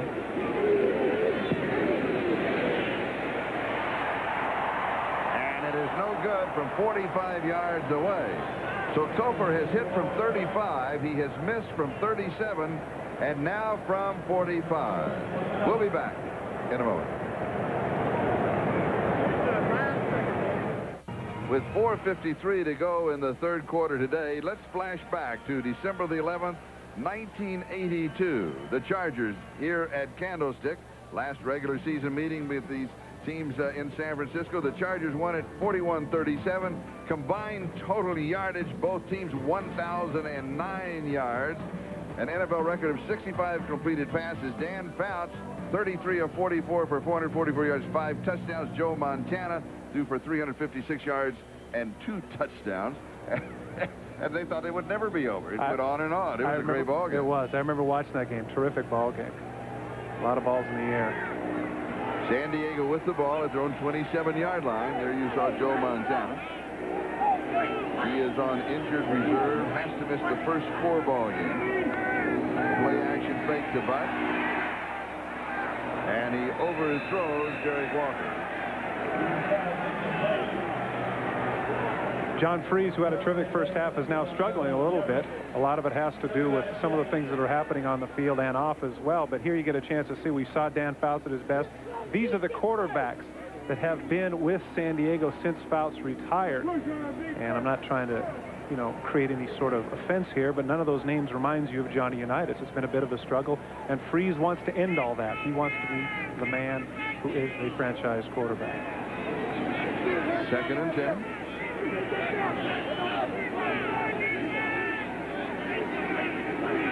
Ronnie Harmon in motion. And this one is intercepted. Johnny Jackson has the interception. Johnny Jackson has the interception, but it was Keith DeLong that made the play, but there's a flag on the field. And Ronnie Harmon is very slow to get up. The penalty against the Chargers, of course, it will be refused. The 49ers will have the football. Holding, number 67. The penalty is declined. First down, San Francisco. You see Keith DeLong right there making a good job. Tip drill. This is what defensive backs practice daily. Ball goes up in the air. Johnny Jackson makes the play. The beneficiary of a tremendous effort by Keith DeLong. And the 49ers with the ball at the Chargers' 32-yard line.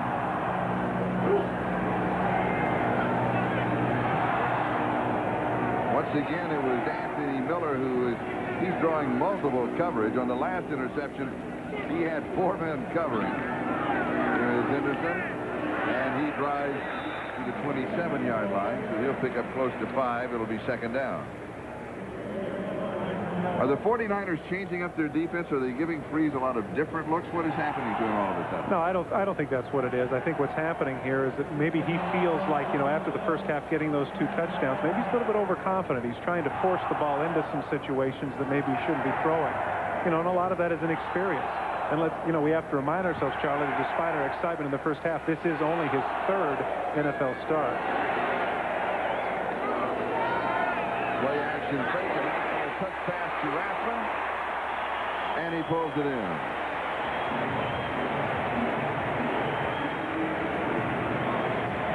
Once again, Rathman with the one-handed catch.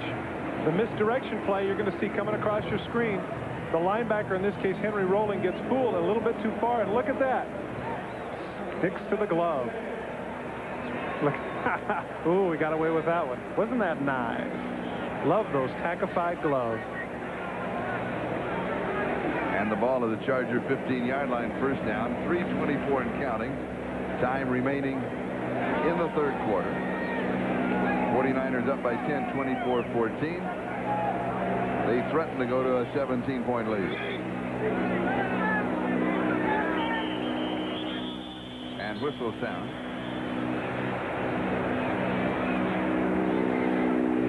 Now, I'm doing this by memory, but had the 49ers had a penalty called against them? Delay. Offense. Is this their first penalty? Repeat first down. The celebration. Is this their second? Jerry Rice's celebration. This is their second penalty.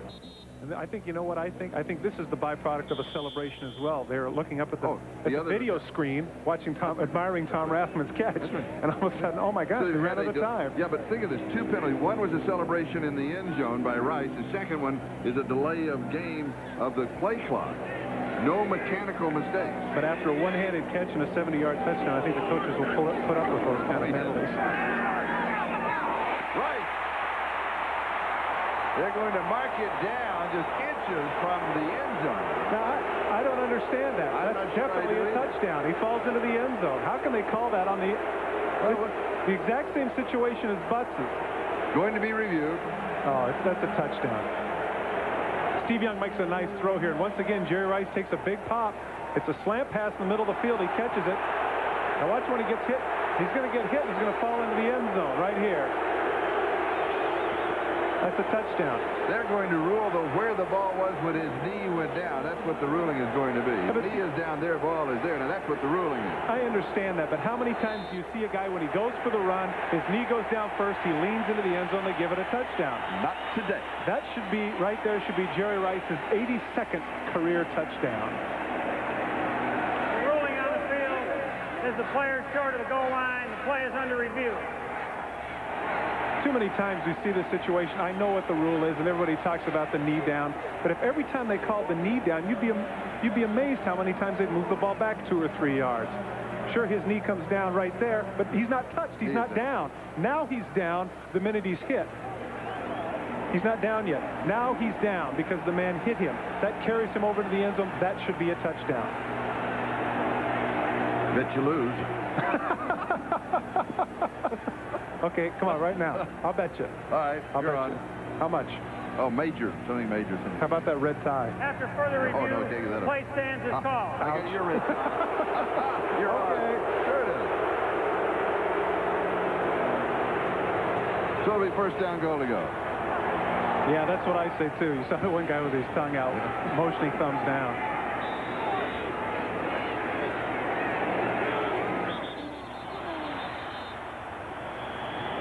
Now, this could be big. Guy McIntyre. Contact by George Thornton, yes. No. False start. False start. Number 62, offense, prior to the snap. Repeat first down. So all of a sudden you're outside the 5-yard line. Now, of course, we remember 2 series ago when San Francisco came down here and was unable to score. Much easier to do it from the half-yard line than it is from the 5. So it'll be interesting to see what happens here. And, of course, Jerry Rice would be the one who would be saying, I told you so, I told you so, right? How about the blue tie? I really like this one. No, what's that one? Okay. Oh, that's right. Jerry Rice is in the game now. Maybe he'll get his touchdown after all. He's wide to the right. Taylor is wide to the left. Incomplete to Taylor. Once again, terrific coverage by Sammy Seal. It's a slant route. 3 steps down, and he breaks to the post, but Sammy Seal is with him stride for stride. And it'll be second down and goal to go at the 5-yard line. Just over a minute and a half to go here in the third. Bottom of your screen, you're going to see 82, 1, 2, 3 strides, cuts to the middle. Sammy Seal right there does a good job knocking the ball away from him. And at the top of the screen, Rice drawing double coverage. Second and goal.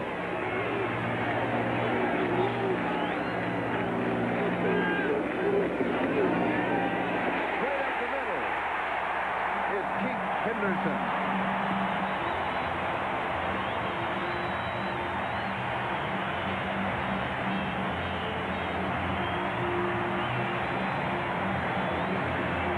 So following the interception, the 49ers capitalize.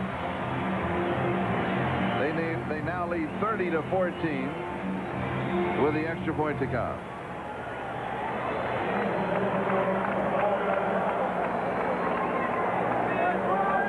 I wonder if Jerry Rice is going to come over and say, hey, buddy, you got my touchdown. You think? Well, he may go with officials and say you got my touchdown. High snap on the extra point, but well handled by Mojenko. Kofer puts it through. And it's a 31-14 ball game. Well, the San Diego defense is really in a pass rush mode here. You see with their heels back, they're coming, and they're just set up for the trap. Great block in the middle of the field, and Henderson runs right through a cavern. Nobody's waiting for that, and it's easy money for the 49ers. For the backside, you'll get a chance to see it. There's the trap block right there. Rathman comes in and knocks out Plummer. That's the block that they needed, along with McIntyre, to open the hole for Henderson to score Jerry Rice's touchdown. Next week, the 49ers will be at Minnesota, and the Chargers will have their home opener where they will host Atlanta. And here's a program note on the NBC lineup of the football doubleheader. Miami at Detroit, Cincinnati at Cleveland, New England at Pittsburgh. That'll be the first half of the doubleheader. The second half will be Indianapolis at the Raiders, Buffalo at the Jets, and Seattle at Denver. You know, Charlie, it's interesting to note that I got in the paper, rather in the mail from Miami, an interesting point, that when Don Shula started coaching, as next Sunday we mentioned that he will be going through his 300th victory, John Kennedy was president and gas was 24 cents a gallon. That's amazing that he's had that longevity in professional football. Don't get blocked down on it. And I was there. I could remember all those things. I don't find it. No big, you didn't have a reaction. I was wondering about that. Of course. What's wrong with that? Don't you remember? Yeah, you were broadcasting AFL games. That's right. Forgot. Yeah. Okay. And you were 1 year old. No. I was in second grade. How's that? Make you feel better? It does. You have no idea. After what Broderick Thompson told me, he said he was a month old when I broadcast my first AFL game. Gopher kicking off. And here is Donnie Elder on the return. Elder's to the 20. A nice move. And then Russell down at the 26-yard line.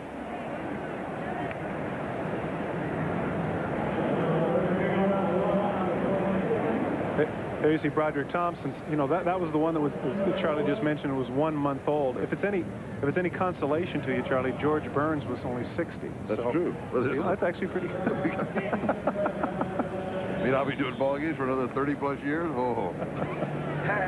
But let me tell you something. First down. No. If you go to that cigar, you need a new partner. That's all I'm telling you right now. If you go to that George Burns cigar, I'm out of here. You don't have to worry about that. All right, let's see what the Chargers can go to. First down, their own 26-yard line. Here's Harmon on a sweep to the far side. He gets around the corner, out of bounds with 1:15 left to go in the third. Mike Walter was chasing. Arthur Cox was the lead block. Certainly one of the strong suits of this San Diego team is at the running back position. We mentioned Marion Butts with his 1,225 yards last year, third in the National Football League, a holdout. Rod Bernstein comes in, and he has nearly 80 yards today.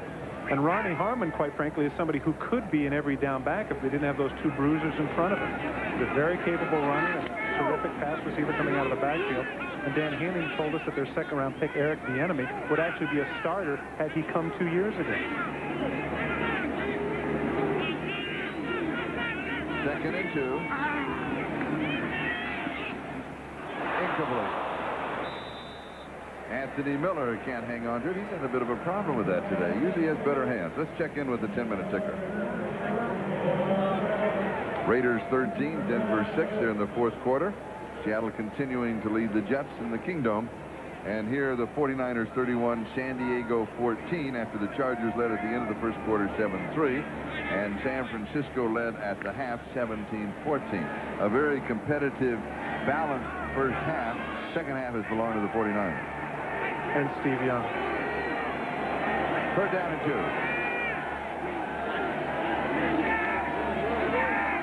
Here is Harmon. He goes airborne as he goes out of bounds. He will not pick up the first down. Charles Haley's actually the one that made that play. He forced Ronnie Harmon back into the backfield and made both Arthur Cox and Leo Goaz block him. As a result, Ronnie Harmon had to go completely around, and it looks like they're going to go for it once again. 4th and 1 down by 17. If you weren't with us during the opening drive in a 4th down and short yardage situation, they went for it. This will be 4th down and a couple. As you're winding down the third quarter.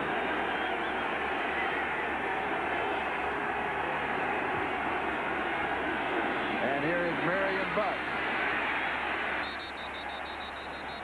And he leaned as far as he could lean. Let's wait till they spot the ball. Mike Walter had a hold of him along with several of his friends.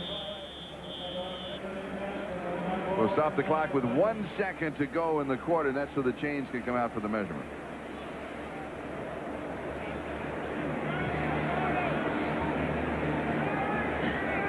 From my vantage point high atop here, it appears to me that he's a little bit short, but I don't want to bet again. I already lost once.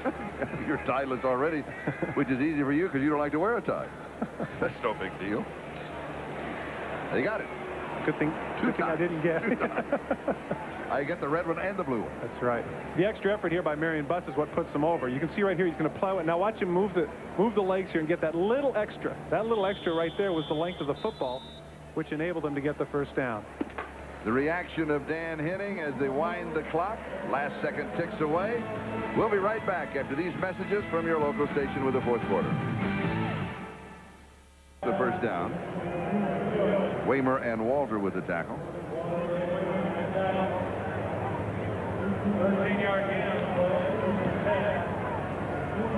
The owner of the 49ers. That shirt is you. That shirt is you, Charlie. Come on, come back. I want to see that shirt again. No. We can play chess on that shirt.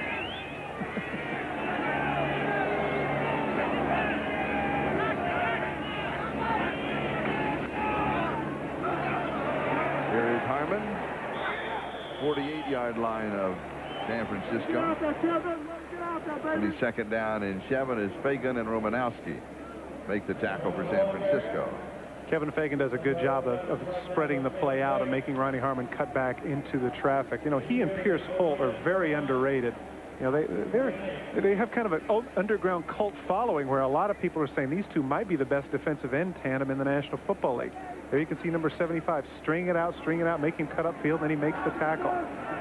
He's just not a big self-promoter. He or Holt, but they're terrific football players. Second down.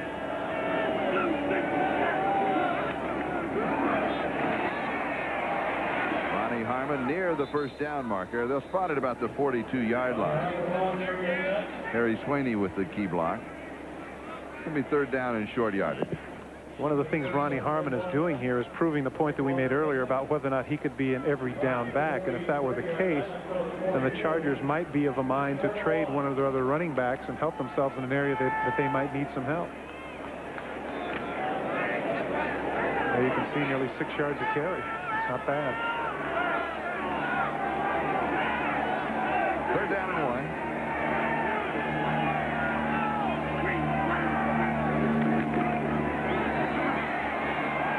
The first down as he leans across the 35 to the 34-yard line.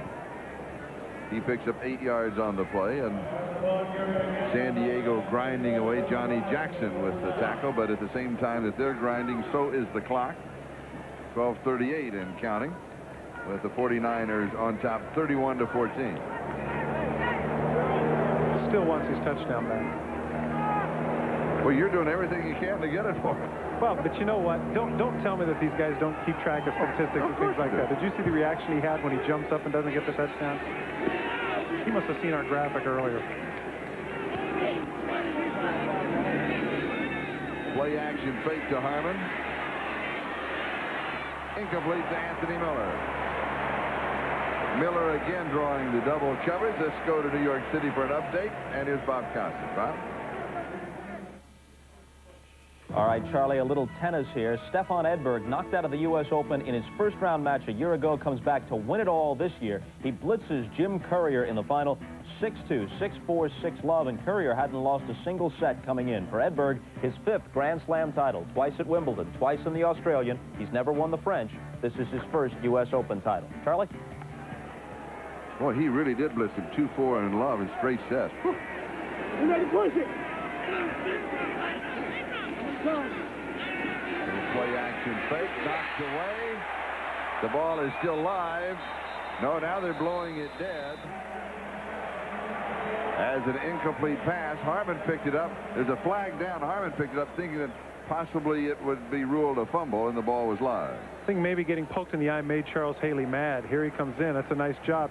His arm does come forward, technically, but Haley held it back. It's very, very arguable as to which way that might have gone.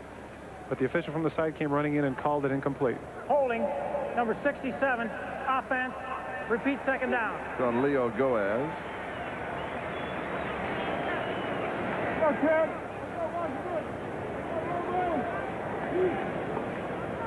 The report on Broderick Thompson's strained right groin. He will be out for the game. The ball is placed back just short of the 45-yard line, and it's second down and 20. You know, we had a chance to look at Charles Haley's eye guard. You know, a lot of those players used to wear those for looks, you know, and shade him up. But he really needs that one in that case if he gets poked in the eye.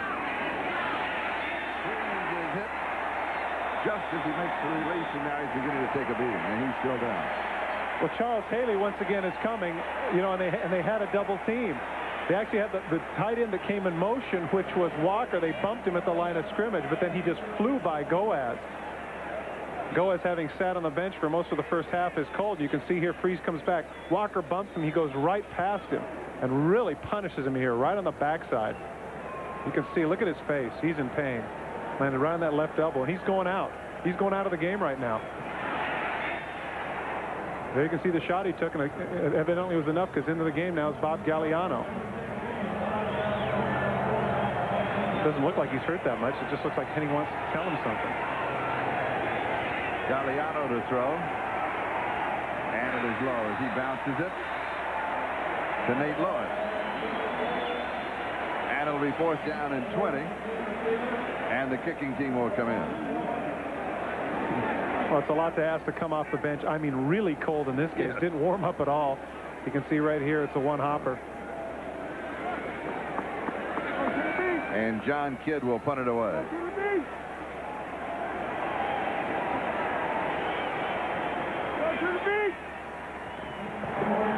And the return man is Sanjay Beach.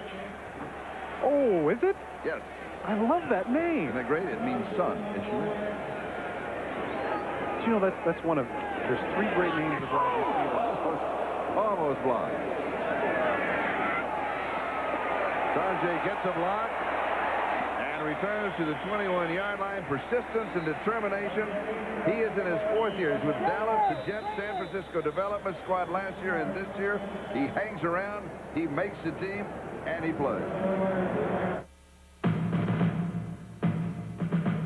Sanjay Beach, and as Charlie mentioned, he has a very interesting pass, very persistent. He's one of the three great names that I think have been a wide receivers. The other was Jubilee Dunbar of the New Orleans Saints, and there's a guy for Cleveland. Do you remember his name? Don Meredith made him famous. What was his name? Bear Hooker. You're right. Son of a gun. Dexter Carter carries.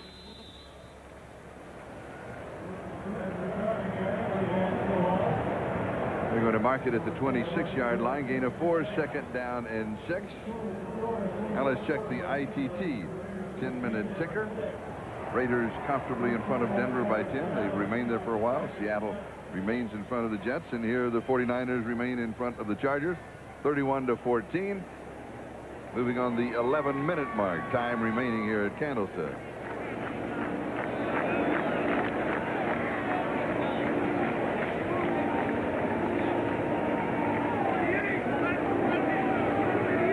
Double tight end for San Francisco.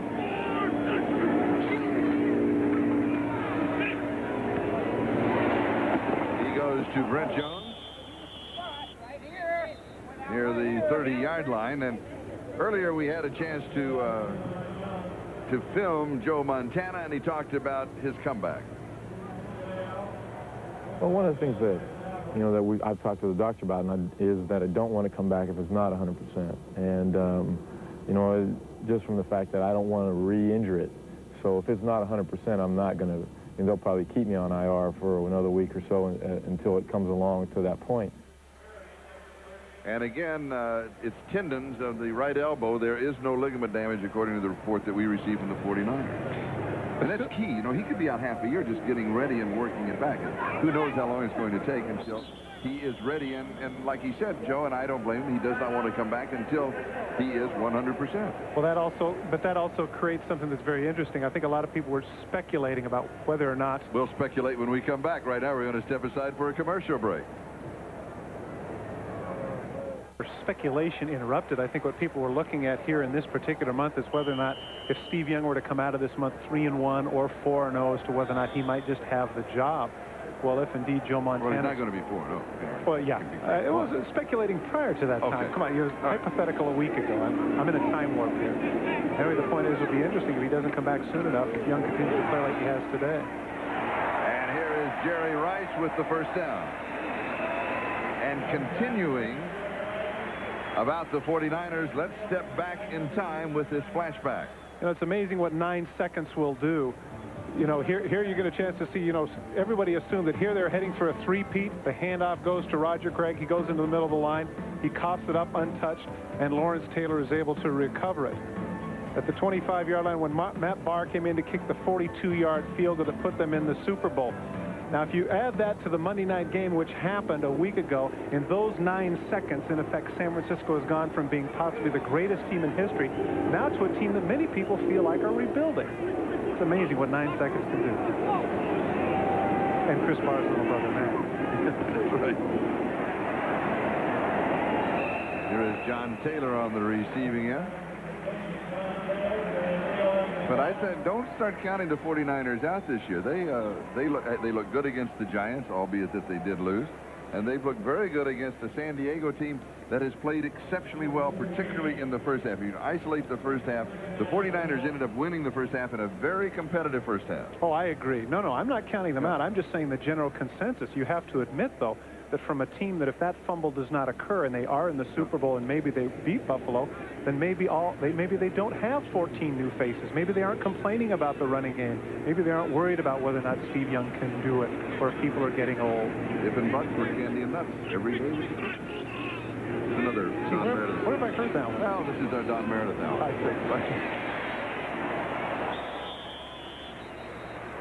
see. Taylor will pick up the first down. There's a flag dropped at the 45-yard line across the field. Gil Bird with the tackle.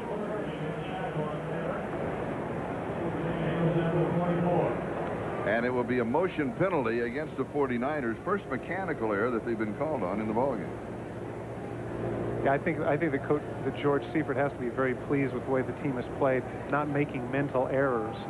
Illegal motion, 2 men moving on the offense. Repeat, second down. So the ball goes back to the 44-yard line, and the down goes over.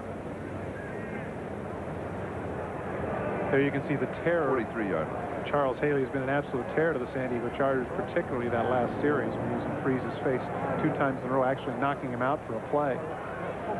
And meanwhile, as the 49ers control the football, they continue to work the clock. 8 minutes time remains. And here's Harry Sidney to the San Diego 42-yard line. You know, the thing that we talked about earlier as to whether or not, you know, chicken before the egg theory, does the run set up the pass or does the pass set up the run? In San Francisco's case, it is the latter. Here you can see Harry Sidney going off on a big run, but that was set up by the earlier shorter passes to both Taylor and Rice. It softens up the middle of the defense and enables Sidney to get a big gainer. And Martin Bayless makes the tackle. Harry Sidney's another interesting story, playing with the Denver Gold and the Memphis Showboats after being cut by Seattle and Cincinnati. And here it is years after the fact, he still exists here in the NFL. Real tribute to his persistence. And Sidney carries again. A gain of 2 to the 40-yard line. It'll be second down and 8. Leslie O'Neal with the tackle.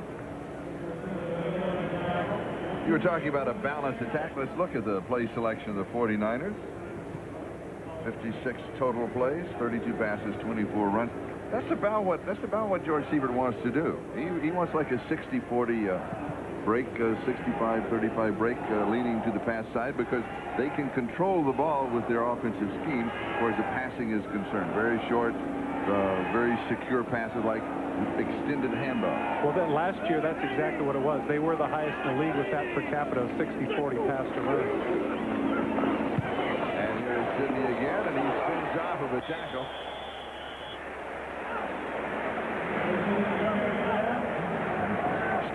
Stanley Richard almost got him, then Joe Phillips did get him. Let's listen in to the hit.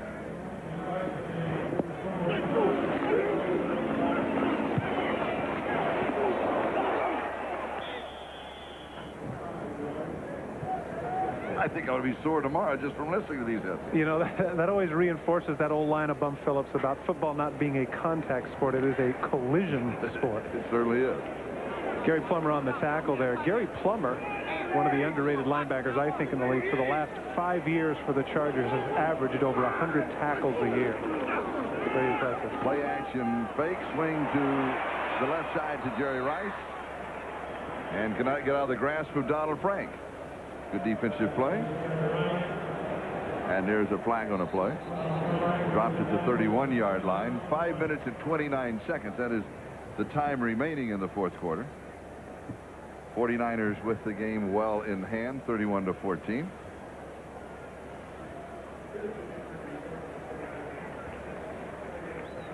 The guess had to be face mask. No. Guessed wrong. Well, you got fair hooker earlier, so you're 1 for 2.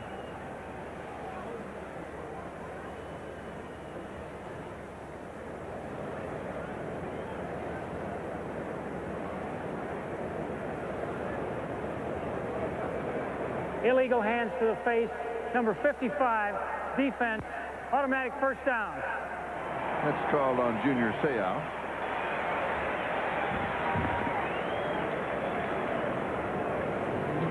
And they spot the ball at the 29-yard line with the automatic first down. And the clock continues to tick away on the chances of the Chargers to mount any kind of a comeback.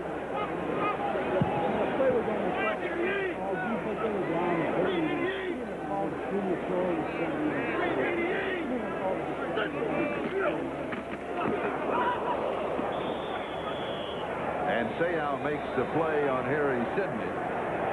And I think as impressive as the closing drive in the first half of the 49ers, this drive has been just as impressive because they've been able to work the clock. Different kind of drive, they've accomplished something different. Yeah, but boy, I love the eyes of Junior Seau. He reminds me a little bit of Mike Singletary, and that's why I think that San Diego, again, it's always fun to coach from the booth. If Junior Seau is going to play middle linebacker, maybe San Diego could go to a 4-3, because this is definitely a guy who can go sideline to sideline, similar to the way Jack Lambert and Mike Singletary did in old 4-3 defense. I like him to maybe another Willie Lanier with speed. He arrives in a bad mood. 2nd and 13. The timing pattern far side, and it is caught. Yes, John Taylor. Good catch. And Sammy Seal, you can't have any better coverage on him. You know, it's interesting about one of the, I don't know if you'd call it a contradiction or an anachronism, whatever the proper word is here. If John Taylor is the defensive player, this is interference. You know that? If Sammy Seal did that to John Taylor, that's interference. I'm not saying it wasn't a good play. I'm just saying that I find that fascinating. That if the roles are reversed, they throw the flag and it's defensive interference. Instead, he can jump all over the top of Sammy Seal, reach down and make the catch, and it's okay. That's right. But if it's the other way around, the flag goes down. Yes, you've got it. Now you finally understand the interference call. And you're to be congratulated. And it's the first down at the 12-yard line.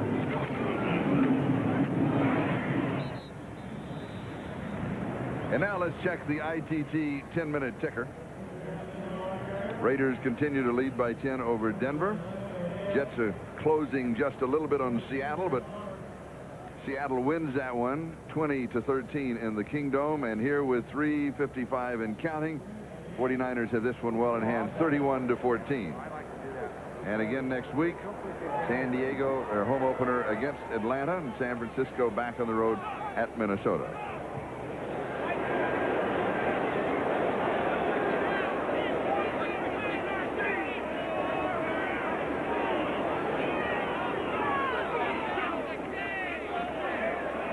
Here is Rice, and he is out of bounds. Gil Byrd had the coverage at the 6-yard line. There'll be 2nd down and 4. Gil, of course, from San Francisco, went to Lowell High School here. You know, I don't think he's really gotten his due either. You know, he has the most interceptions of any defensive back in the league over the last 3 years. Had 2 again last week at Pittsburgh, starting off the season. love to get in the Pro Bowl. We asked him about it. It's a sore subject with him. But he said, maybe I don't have the respect of my peers. And I think perhaps that he deserves the respect of his peers. I think that Gilbert is a Pro Bowl cornerback. I think he needs to go with a nickname. Maybe if it was Tweety, you know, you think? No. People, no. Big Bird? Better. No? Better. I like that one. All right. Something. And Young is sacked back at the 10-yard line. Joe Phillips got him. You know, I was being a little facetious, but the truth is it's amazing when you have those Pro Bowl votes. A lot of times it becomes easier to remember a name. You know, people get by on reputation a lot of times, not necessarily, you know, style over substance. That's true. That is true. I mentioned a minute ago that Gil went to Lowell High School in San Francisco. That is also the alma mater of the great Carol Channing. Back in a moment.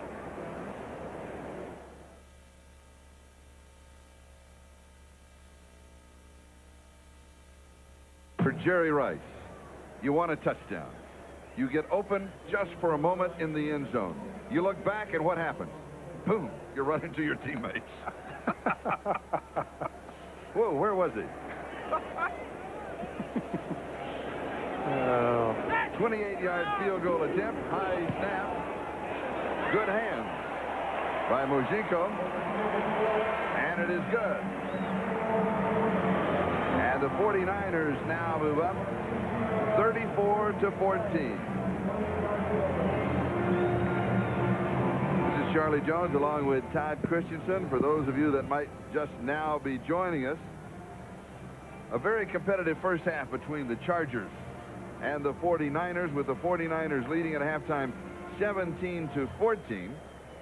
And they pieced together an 81-yard touchdown drive in 9 plays, just over a minute and a half. They scored with 16 seconds to go at the end of the first half to take the lead. And then the 49ers came back, and Todd, they dominated the second half in all phases. Yeah, I think really, but you addressed it. I think the key drive was that at the end of the first half, if San Diego can either make them kick a field goal or prevent them from scoring, then maybe they have the momentum. Instead, the second half starts, it's kicked to San Francisco. They get touchdowns back-to-back, and then the game really hasn't been the same since.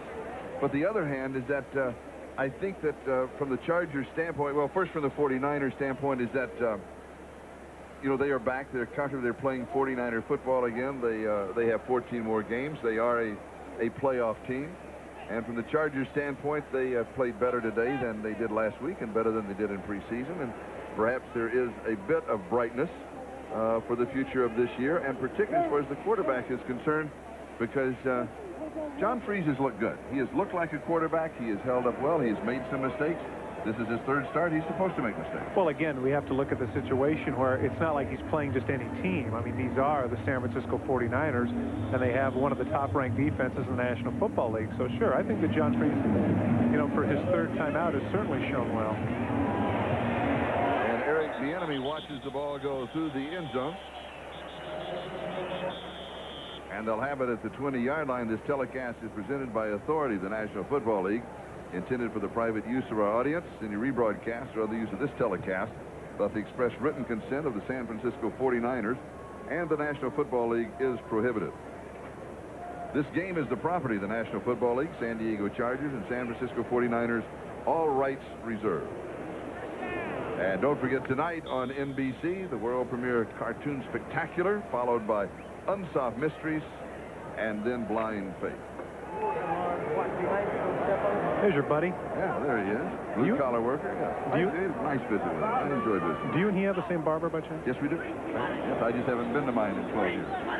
The ball is at the 20-yard line. San Diego in their own territory. Freeze dumps it over the middle. This is Derek Walker, and he'll pick up the first down as he goes out to about the 33-yard line. San Diego now in their no-huddle, hurry-up, 2-minute offense. The situation, the Chargers call 2 plays in the huddle. And this pass is completed to Craig McEwen. And they will spot it at the 41-yard line. We've got the 2-minute warning to both benches, and we'll be back in just a moment. Flashback to 1981. Is this where it all started? Many say that it is. The catch. Dwight Clark from Joe Montana gave the 49ers that 28-27 win over the Cowboys sent them to Super Bowl 16. They beat the Bengals, and the rest is history. And Dwight Clark with now with the 49ers as the executive administrative assistant. Joe Montana, of course, a major part of the resurgence of the 49ers. His pass is incomplete. Chance to thank our spotter, Jim Walker, Bob Coffey, Jim Lynch, Wayne Shaw, our statisticians, and Frank Jordan for his assistance. Thank you, gentlemen. Need all the help we can get. Todd has nodded off. You care to join me for the rest of the ball game, or are you just going to go away? Wait a minute. I don't know. No. I'm just rambling on. No, I was so excited when you did that replay of Dwight Clark's. You know, it was real heavy-duty nostalgia. There's the man that took Dwight Clark's place as the focal point of the passing game for the San Francisco 49ers. And we have Charles Haley, who jumped and made contact. Now, he may have been pulled off. Walker, of course, is in a backfield position, so he can move. He can go in motion.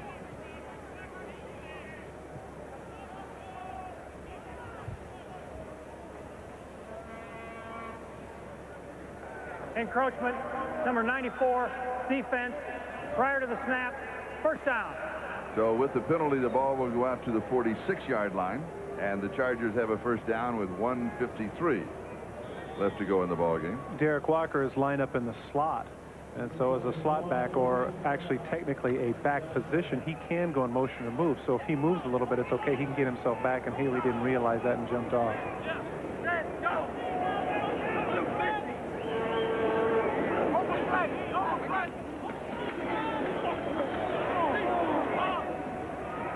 Pass is complete to Derek Walker.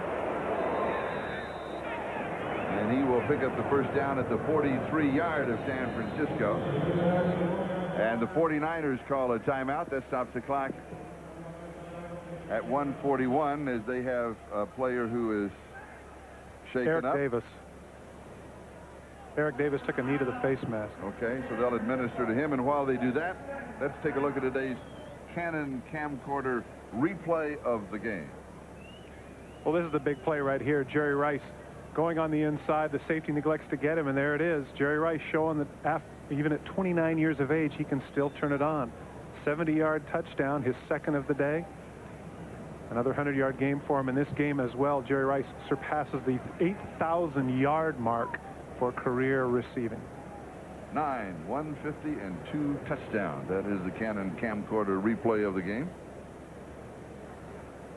Right now the clock is stopped with 1:41 left to go. And don't forget to be with us next Sunday for our NBC NFL doubleheader. The first game, your opportunity to see either Miami, Detroit, Cincinnati, Cleveland, New England, and Pittsburgh. And the second half of the doubleheader, the Colts at the Raiders, Buffalo at the Jets, Seattle at Denver. That's all next Sunday here on NBC. You and I could be a part of history. Don Shula's 300th win. Be something. Eric Davis down the field. You can see what he's going to come up here, and his head is going to actually run into Derek Walker's knee right here. You're going to see it. Bang. You can see the neck snap back a little bit. He got his bell rung, and so that's what they're looking at right now. He's not feeling too sharp. And that was Whitmore who was coming over the top. Darryl Pollard had an injury in preseason, so Eric Davis has taken over at that cornerback slot.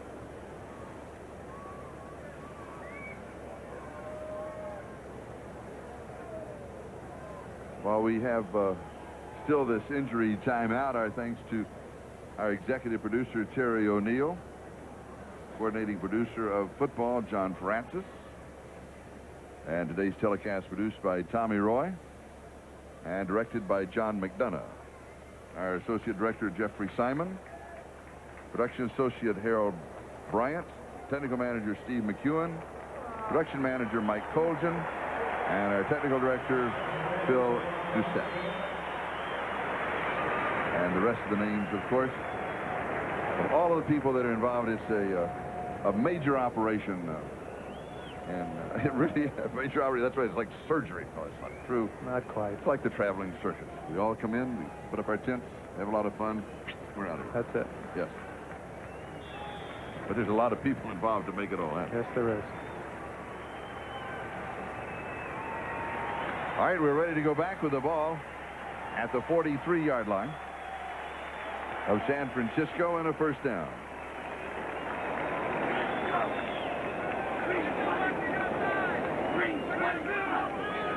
Bernstein goes into the pattern. Freeze drops it off to Harmon. And Harmon is dropped at the 31-yard line. So he'll pick up 12 on the play and a first down. And the Chargers looking for a moral victory. Charles Haley was the tackle, and that is to get into the end zone one more time. And here is Harmon to the 25-yard line. So he gains 6 and is second down and 4, minute 13 and counting. John Freeze did this last week as well against the Steelers. Took him 80 yards in less than a minute, but again, as you say, somewhat gratuitous. Pass on the far side is complete to the rookie Sean Jefferson. Rookie is right. He should have gone out of bounds and saved him some time. Cut back to the middle of the field and cost him a timeout. Chargers with the first down at the 14-yard line. Don Griffin and Dave Waymer on the last tackle. And now with 51 seconds left to go. And be sure to be with us tonight here on NBC for this lineup of the world premiere Cartoon Spectacular, followed by Unsolved Mysteries, and then the NBC mini-series and encore presentation of Blind Faith. That's all tonight here on NBC.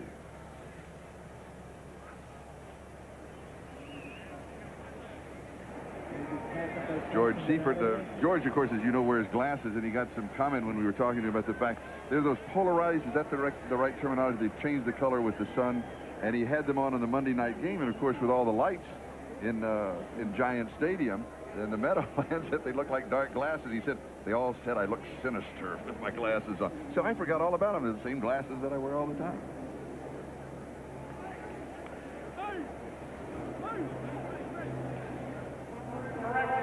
Dan Henning, head coach of San Diego.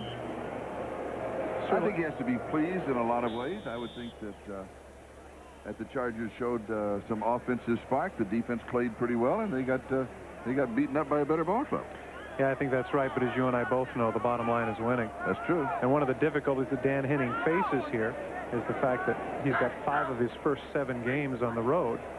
For a young team, that's very difficult. Freeze end zone incomplete to Derek Walker. And also yesterday when we asked Henning, I said, are you having any fun? He said, it's only fun when you win. Well, that's the way it is for head coaches. You know, the grasp on their job is tenuous at best. And so I'm sure Dan Henning is certainly feeling the pressure, as would any head coach who has been a part of an organization which now has 3 straight 6-10 seasons. You know, it's interesting. Bobby Beathard, you see there, the general manager of San Diego. He was working out this morning. What, he'd been out running and swimming? Yeah, he was swimming. He was taking care of business. You know, it's interesting. He was quoted in the paper as saying, maybe I'm naive, but I think we're close. And, you know, there were some inklings of that today. But again, as you mentioned, beaten up by a better ball club. 2nd and 10. Freeze into coverage. It is intercepted in the end zone. Forcing that one, as Anthony Miller had triple coverage. And Dave Waymer has the interception. Well, as good as John Freeze looked in the first half, he's been that poor in the second half. Right here, there's no reason to throw that. There are 3 people around Rod Bernstein. Dave Waymer comes up with a gift interception. And so the 49ers will take over at their own 20-yard line, needing only to run out the clock to preserve their 34-14 victory.